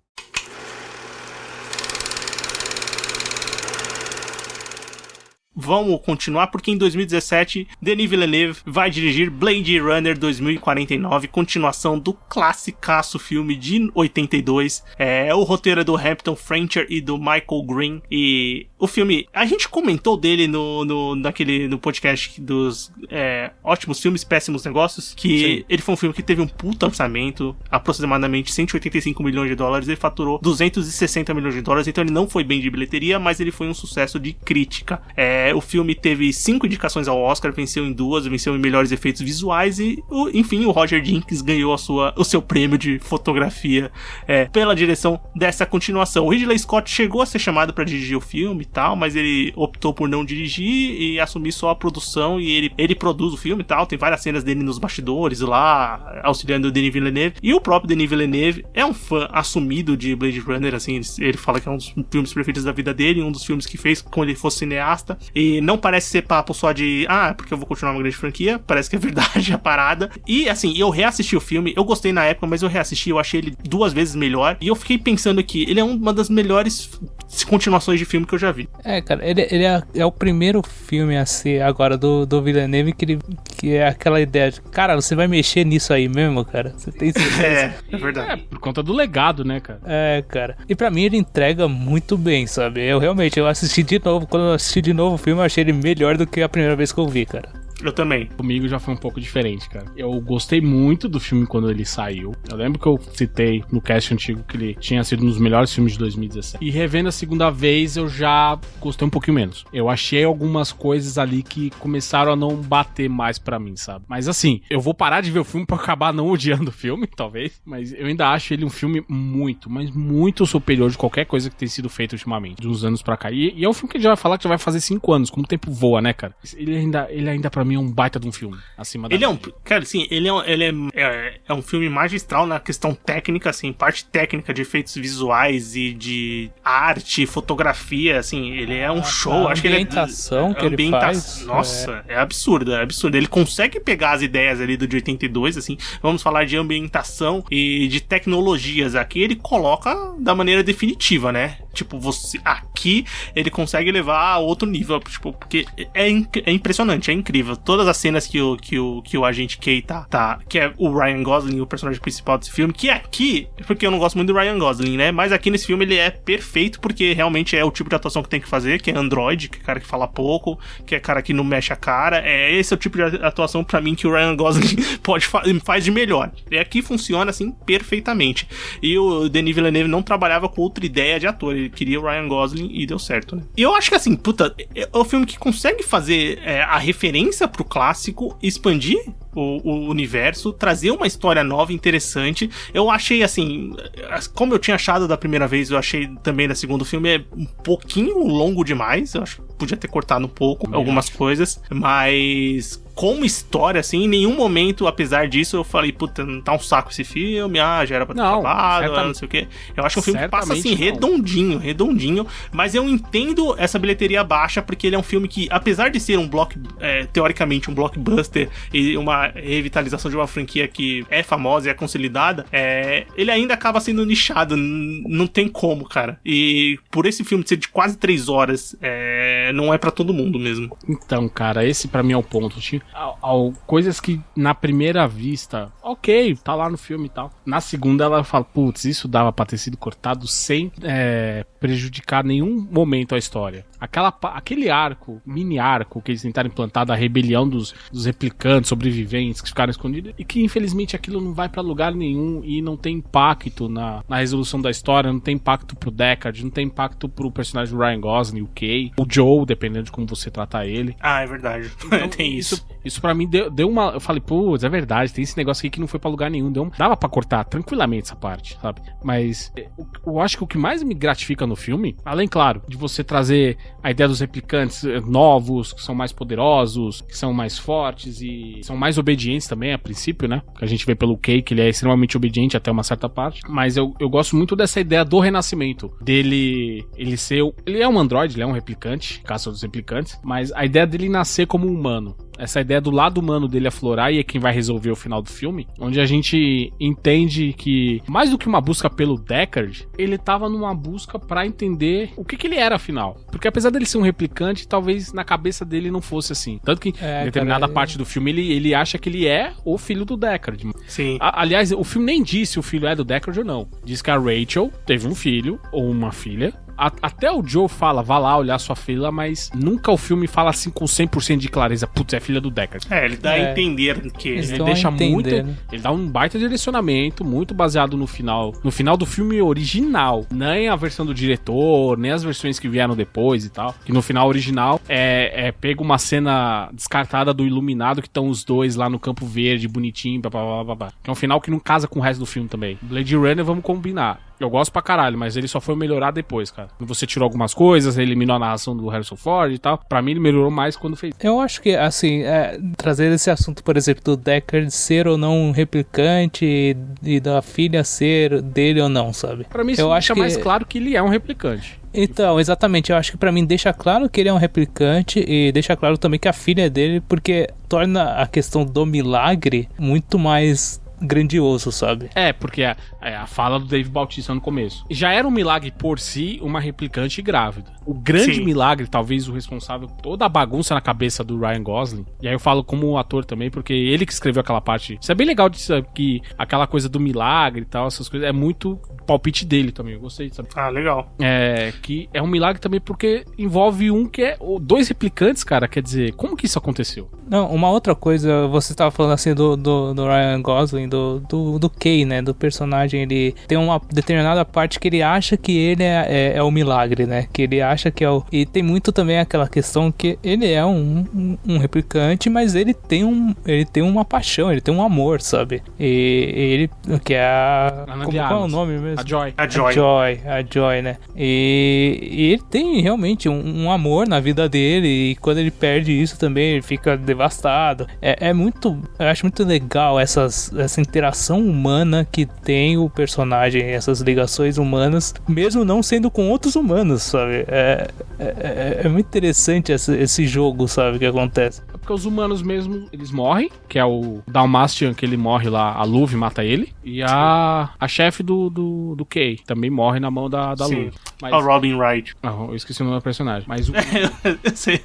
Eu também não lembro. Mas o Everton falou da Joy, mais impactante pra ele do que a morte dela, o desligamento dela, é ele saber que na verdade ela é um produto, que ela de fato não existe no passado dele, na dele. E o filme ele ela fica é pra qualquer bom tempo... que tenha dinheiro pra pagar, sabe? Exatamente, porque o filme demora a mostrar que ela é de fato um produto gigantesco, que tem outdoor e tudo mais. Acho que gera uma cena do filme, aquele holograma gigante dela é uma das coisas assim. Aquele contraste dela de neon, toda brilhante, em tons de lilás e azul, e ele um personagem mergulhado na escuridão, no meio da chuva. Aquilo essa cena já é pro final do filme, porque é quando ele vai pra pegar o Deckard, sabe? Sim, é verdade. Então, tipo, onde ele dá o clique nele, tá ligado? Ele fala, não, agora eu vou resolver isso aí.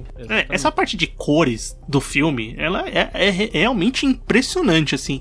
O uso de cores pra construir cenário e ligado à emoção e o que tá acontecendo em tela.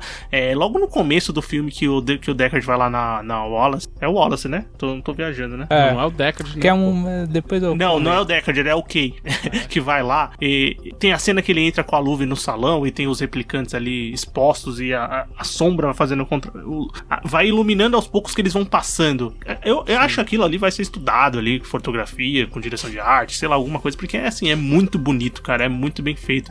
E Anderson, deixa eu fazer uma pergunta pra você. O que você achou do Jared Leto nesse filme? Porra, agora você me cortou, eu ia falar exatamente isso. Cara. Então fala como que eu vou descobrir. Eu falei. O Wallace, eu tenho uma coisa a comentar, que eu não gosto do Jared Leto, cara, desse filme. Eu não acho legal o personagem, tá ligado? Eu acho que ele não cheira nem fede, na verdade. Ele faz o que ele tem que fazer. Eu sei que ele não cheira nem fede, mas eu acho que o personagem, se ele deveria ter uma importância maior no filme, tá ligado? Tipo, sim, isso pode ser. O personagem, se fosse um outro ator ou alguma outra, um cara que trouxesse um pouco mais, eu acho que ficaria melhor, sabe? Então, meu problema não é... Nesse caso, independe do ator. O problema pra mim é o personagem. Ele é só o clássico empresário ambicioso que quer ter o segredo da empresa lá, que alguém pensou antes dele e ele não quer que ninguém descubra. Porque ele não quer perder o papel dele de visionário. Ele gravou... O Jared Leto faria a mesma coisa. O Jared Leto, acho que ele ficou 5 dias no set de filmagem, fez todas as cenas dele e acabou, não participou mais do filme. Ele fez o que ele tinha que fazer. E se ele se preparou como no Esquadrão Suicida, ele provavelmente deve ter ficado 5 dias usando uma venda dos olhos pra se comportar como um cego, né? Não, na verdade ele só usou uma lente lá, que ele usou aquela lente lá e não tava chegando porra nenhuma no dia de gravar, mas acho que ele não ficou cego não, porque ele tem essas coisas, porque no do Coringa ele ficou sei lá quantos dias enclausurado num quarto de hotel pra interpretar, enfim, essas babaquices que ele faz. Aqui só 2 pontos antes da gente avançar, porque o Villeneuve trabalhou com sci-fi no filme anterior, agora ele continua, né, na ficção científica, no cyberpunk, e continua de forma forma magistral, o cara domina isso mesmo. E eu acho as cenas de ação do Blade Runner 2049 muito legais, cara. Muito impactantes. Ele traz o impacto que o Villeneuve sabe trazer. Elas são poucas. Elas são poucas. O foco do filme não é a ação. E pode ser muito do que muita gente pode não ter gostado, né? Assim, do público maior que vai assistir um filme de pipoca no fim de semana pode não ter gostado, porque o filme não tem muita ação mesmo. Mas as que tem, eu acho elas assim, impressionantes. A primeira batalha com o replicante do Dave Bautista. Posterior, acho que aquela cena que ele vai, aquele lixão lá, que começa a Love começa a explodir com os drones lá. Puta, aquela cena eu acho muito foda também. E toda a parte final, né? Vamos dizer assim, que a batalha final ali também é bem interessante, cara. Você tava falando da fotografia. Pra mim, uma das cenas mais impactantes desse filme é quando ele vai até Las Vegas, que ele sai lá da Califórnia, quando o tom muda e fica aquela coisa laranja, Sim. bizarra, não dá pra enxergar direito, que me lembrou muito a cena da Tempestade de Areia do Mad Max, por isso que eu falei lá na abertura. Como, de certa forma, aquele impacto é muito pra você dizer, olha, tem um pouco de cor no filme, vamos esconder o que tá acontecendo em termos dramáticos, mas na verdade, ela prepara você pro que vai acontecer, porque fala, olha, mudou, vamos ver se melhora. Na verdade, aquilo é só pra tentar te cegar e esconder que a merda só tava piorando, que depois vem acontecer de fato. Por isso que eu acho que a filmografia desse filme, pra mim, ela brilha em todos os aspectos. É um ponto que realmente não dá pra falar, putz, isso ficou datado, batido e tal, não. Ela é ótima. E aquele frame dele encaminhando em direção ao nada, entre aspas, que é uma silhueta preta num fundo laranja, eu usei muitos anos aquela imagem como capa de Twitter, cara, porque é uma imagem muito foda. Não, esse filme você pode tirar várias. Esse filme tem várias pra fazer, porque ele é Os mais tarados vão tirar o peitinho da Ana de Armas? Provavelmente. É cada um, né? Pois é. Mas bem, vamos avançar?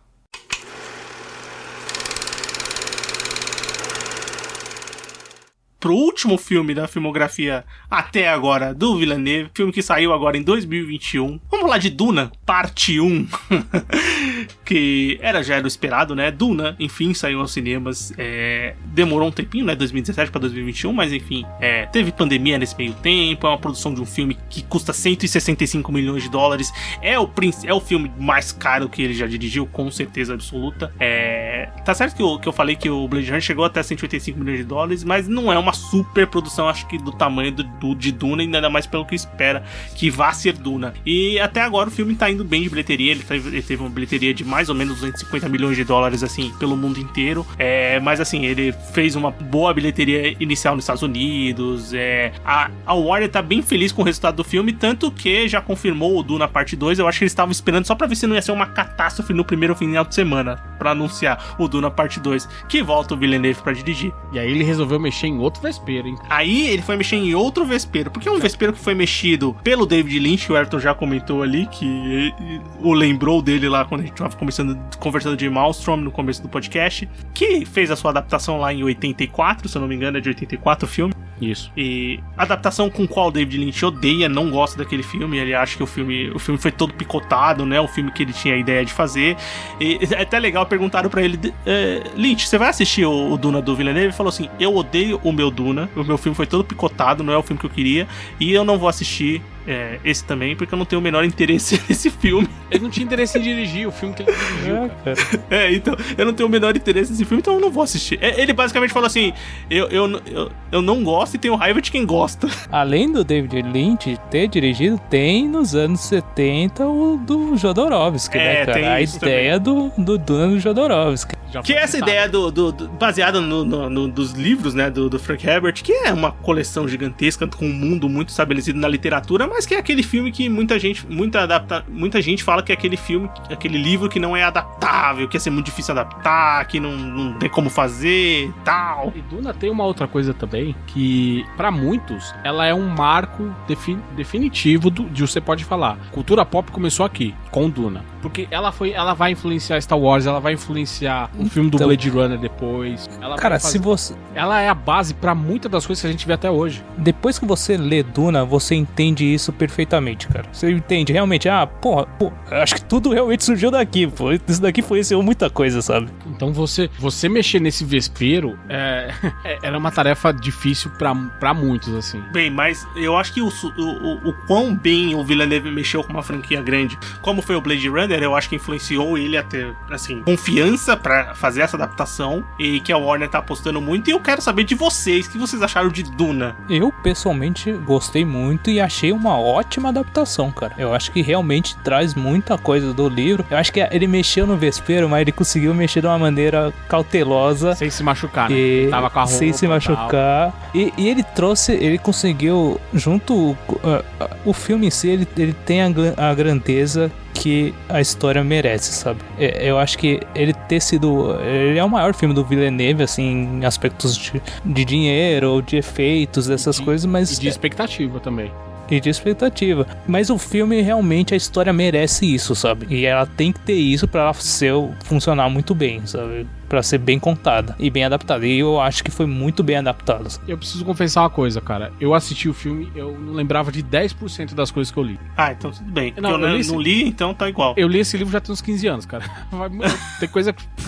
Ah, puta, é verdade. Nossa, é verdade. Quem é Paul Atreides? Né? Oi? Quem é Paul Atreides? Falou assim, eu não lembro desse personagem. Não, eu lembro, porra. Mas você vai falar assim, cara, você lembra que ele fez isso? Não lembro. Nossa, eu não lembrava que ele fez essa outra coisa. Eu não lembrava do teste da caixa, que tá no capítulo 1 do filme, do livro. Mas, enfim, eu gostei muito desse filme. Eu gosto dele porque, principalmente, esse é um filme longo também, mas eu não acho que ele é um filme arrastado, ao contrário pra mim, tudo bem, eu só vi uma vez. Mas... ao contrário do que acontece com o Blade Runner, que dava pra ter cortado um trechinho. Aqui eu acho que realmente ele se cortar prejudica o andamento da história como um todo. Então, eu curti muito, claro, visualmente é um filme muito bom. As atuações estão ótimas, todas elas, inclusive a do Jason Momoa, quem diria? Sim, verdade. Ele é um personagem muito legal, gostei bastante. Cara, você se sente muito... Pô, mano, esse cara é muito legal, cara. Caralho, velho, ele é muito brother, velho. Mas, enfim, daí tudo que acontece no filme. Cara, eu gostei do filme. Assim, eu vou falar como uma pessoa que não tem conhecimento da obra literária, né? Eu conheço a existência, mas eu nunca li. Nesse ponto a gente tá junto, porque eu considero que eu não conheço, porque faz tempo que eu li. E, cara, eu acho assim, visualmente, em aspecto de grandeza, o filme é espetacular, assim. Eu duvido que vá sair um filme esse ano. Esse ano eu acho que não vai sair mais, mas também, assim, pelos próximos anos, eu não sei se vai sair um filme que seja tão grande quanto o Duna. Em aspecto de criar um épico, que essa realmente é a intenção da Warner, criar um épico, criar uma nova franquia, uma nova grande aventura, assim, pra você gerar muitos dinheiros no cinema, né, porque é isso que eles querem. Esse filme também ele tem uma coisa, que aí é um pouco diferente do livro, de fato. Enquanto o livro, ele é muito mais sobre o mundo, e aí o Everton pode ser melhor, ele é muito mais sobre a atmosfera, sobre o mundo, sobre as encrencas entre as famílias, que no filme ela é citada, de certa forma, mas ainda eu acho que dava pra ter aprofundado um pouquinho mais. Aquela coisa dos Atreides, dos Harkonnen e tal. Mas esse filme é muito mais sobre o impacto desse mundo no protagonista do que propriamente sobre o mundo em si. Eu acho que o aspecto, pra mim, que eu senti que foi o que a adaptação não funcionou tanto, é muito a questão do próprio do próprio mundo, que realmente é a questão de não ter água é um ponto que é muito forte no livro, sabe? E quando chega no filme, ele trata isso, mas parece que não é tão pesado quanto é no livro, sabe? Parece que tá faltando água hoje, amanhã volta. No livro realmente é uma coisa que você quer tomar um copo d'água, tá ligado? Questão de vida depois ou morte. Quando você tá lendo, sabe? Mas lá no filme dá a entender isso também, mas não é tão forte, sabe? Eu não achei tão forte, eu não achei que focou tanto nisso. Mas dá pra entender, claro que dá pra entender, claro. Porque você tá adaptando a história, você tem que contar um monte de história de um monte de personagem ao mesmo tempo. Onde tá cada personagem? Queira ou não, é um filme que, determinada parte do filme, os personagens se separam, você quer saber o que tá acontecendo em cada núcleo, sabe? Então essa construção do mundo, ela fica mais subentendida, sabe? Apesar que tem algumas cenas que ele retrata muito bem isso.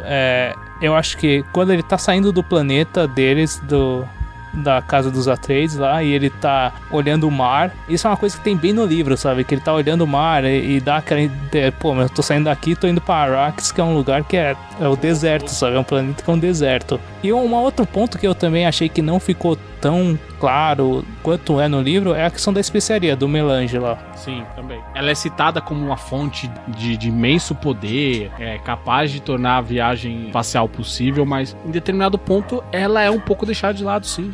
O filme, pra mim, ele aborda muito mais a questão messiânica, esse tom do grande salvador, da profecia que tá pra chegar, do que propriamente os impactos que a especiaria causa naquele universo. Sim. Todo.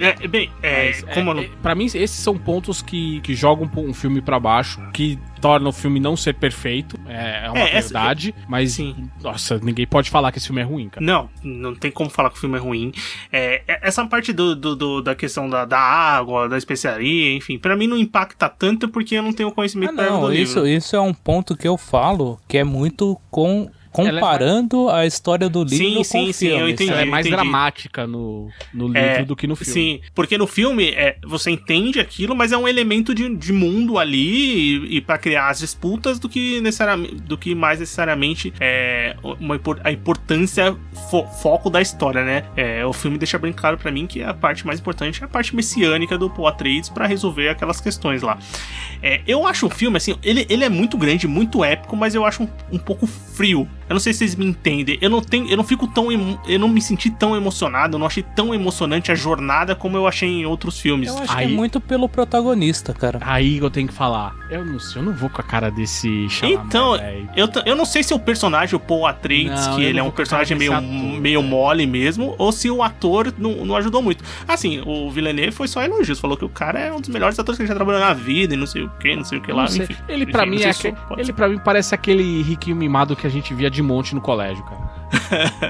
Mas bem, eu sinto isso, então ele não é tão emocionante pra mim como uma aventura épica que ele quer ser, mas assim, ele é funcional demais, assim, a história é interessante, ele é grandioso, as cenas de impacto, assim, como eu tava comentando da grandiosidade, né, que ele já tinha feito ali, começou no Arrival, no Blade Runner também tem, aqui no Duna ele leva a enésima potência. Você sente que aquelas máquinas são gigantescas, que as naves são gigantescas, você consegue ver o tamanho do planeta, a minhoca gigante lá, qual é o nome dela, Everton? O verme? Verme da Tem areia. um nome específico. O verme da areia mesmo, né? Ah. Eu achei que tinha um nome específico, agora eu tô pensando. Nossa, ele é impressionante, assim. Você sente a grandiosidade daquele monstro, né? Que ele é gigante, cara. Mas assim, quando a gente comecei a assistir, já apareceu lá o parte 1, a gente já tinha uma noção que o filme ia ter uma parte 2 e contando que isso fosse acontecer. Mas só pra eu completar, Anderson, você, por exemplo, você falou que sentiu... eu me senti mais cansado no Duna, eu não sei se é porque eu assisti só uma vez, do que no Blade Runner 2049, por exemplo. Parecia que o Duna era maior, eu acho que o Duna não é maior que o Blade Runner 2049. Não é. Acho que é uns 10 minutos a menos. 15 minutos a menos. Mas o Duna me pareceu que era maior e, assim, o final, pra quem não conhece os livros, ele é muito anticlimático. Isso aí mas aí eu acho que é um problema já de você ter uma parte 2, você entende? Entendo, exatamente, mas esse é o problema. Se eles tinham tanta certeza que tinha a parte 2, eu não sei se... Poderia ter sido feito de outra maneira, não sei. Porque, cara, quando você tá assistindo...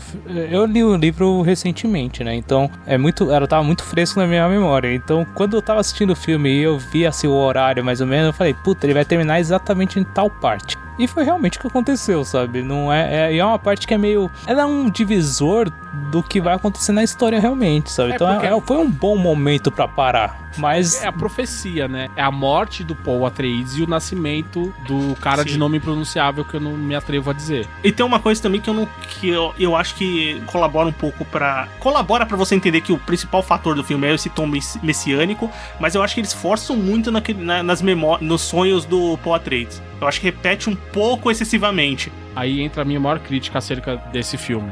Os trailers, todo o material é vendido porque tem a Zendaya e a Shani e o Paul Atreides fazendo um monte de coisa. Cara, ela aparece em menos de 10% do filme. Sim, é verdade. Ela vai ser a protagonista do 2, né, basicamente. Sim. Vai dividir claramente o filme termina dessa maneira, de que a parte 2 é onde ela vai brilhar de fato. O que eu achei muito legal desse filme foi a construção das casas, cara. Isso é legal mesmo. toda a trilha sonora do Hans Zimmer, como ele constrói, por exemplo, o som lá a música pros Harkonnen lá, depois pro Sardaukar lá, que é os caras do Imperador, e toda a parte dos Atreides, como o visual mesmo das casas, eu achei muito foda, sabe? É uma construção de mundo brilhante, sabe? Mas, de novo, pra mim, falta aquela coisa das coisas pequenas que tornam a rixa das famílias mais palpável, sabe? De você entender, tanto que depois os livros subsequentes tratam disso, mas pra você entender, ali parece que eles são só concorrentes de um negócio, você não sabe muito o que tá acontecendo, o que leva a essa tamanha rixa e a atitude que vão os Harkonnen tomar contra os Atreides, sabe? E Hans Zimmer, lembrando que Hans Zimmer, ele fez a trilha sonora do Blade Runner 2049, né? Ele trocou o Christopher Nolan pelo Villeneuve. Basicamente.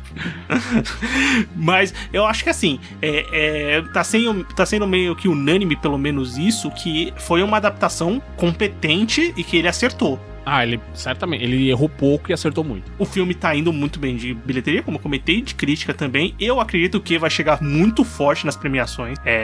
Esse é daqueles épicos que eu acho que vai pra Oscar, pelo elenco estrelado, pelo tamanho do filme, até pelo diretor, né? Pelo marketing, por muitos fatores.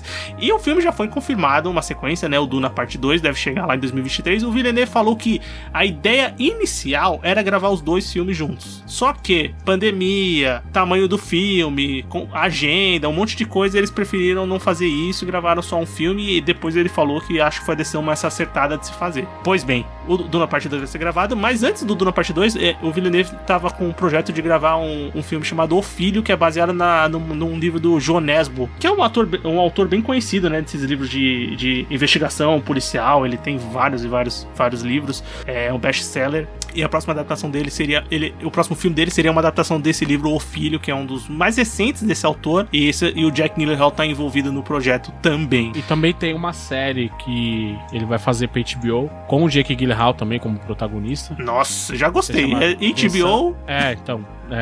The Son, O Filho, né? A tradução. É o que eu tô falando. Hã? É o que eu tô falando. É uma série? Eu achei que era um filme. É uma série, cara. Então é isso que eu tô falando. Eu achei que era um filme. Você falou de filme, pô? Mas é uma série. Ele seria um longa-metragem, mas aí a HBO, a Warner, preferiu reconfigurar isso pra TV. Então é isso. É isso, esse projeto que ele tá fazendo. Então beleza, é isso aí. Baseado no livro do John Nesbo. Isso. Mas bem, vamos pra aquela pergunta final do Filmografia, depois dessas horas comentando sobre o filme do Denis Villeneuve. Por que o Thanos não resolveu tudo em Duna? Bem, não é essa a pergunta. A pergunta é, qual o seu filme favorito?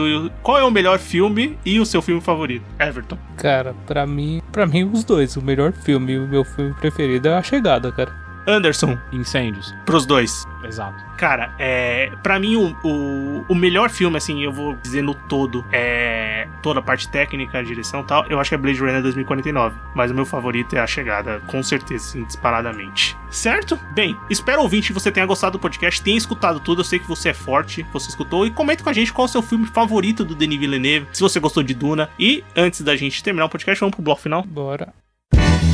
Recomendações, críticas e o que mais vier à nossa cabeça agora no bloco final.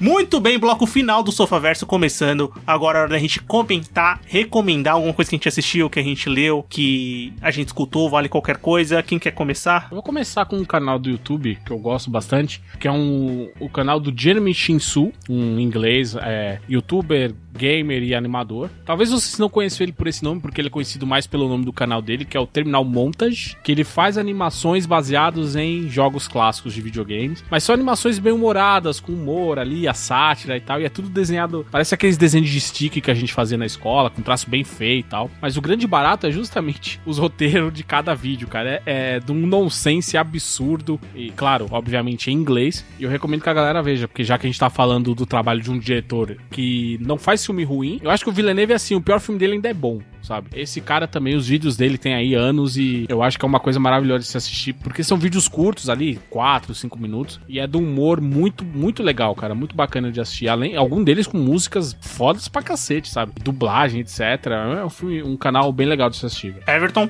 Cara, o que eu assisti essa semana e eu achei muito legal foi o Arcane, a série animada da Netflix baseada no League of Legends, né? Da Riot. E, cara, eu não conheço nada de LoL, né? Eu nunca joguei, não faço a mínima ideia. Então o que eu sei foi o que eu vi na série e eu achei uma série bem competente, sabe? É uma história legal e uma animação excelente, sabe?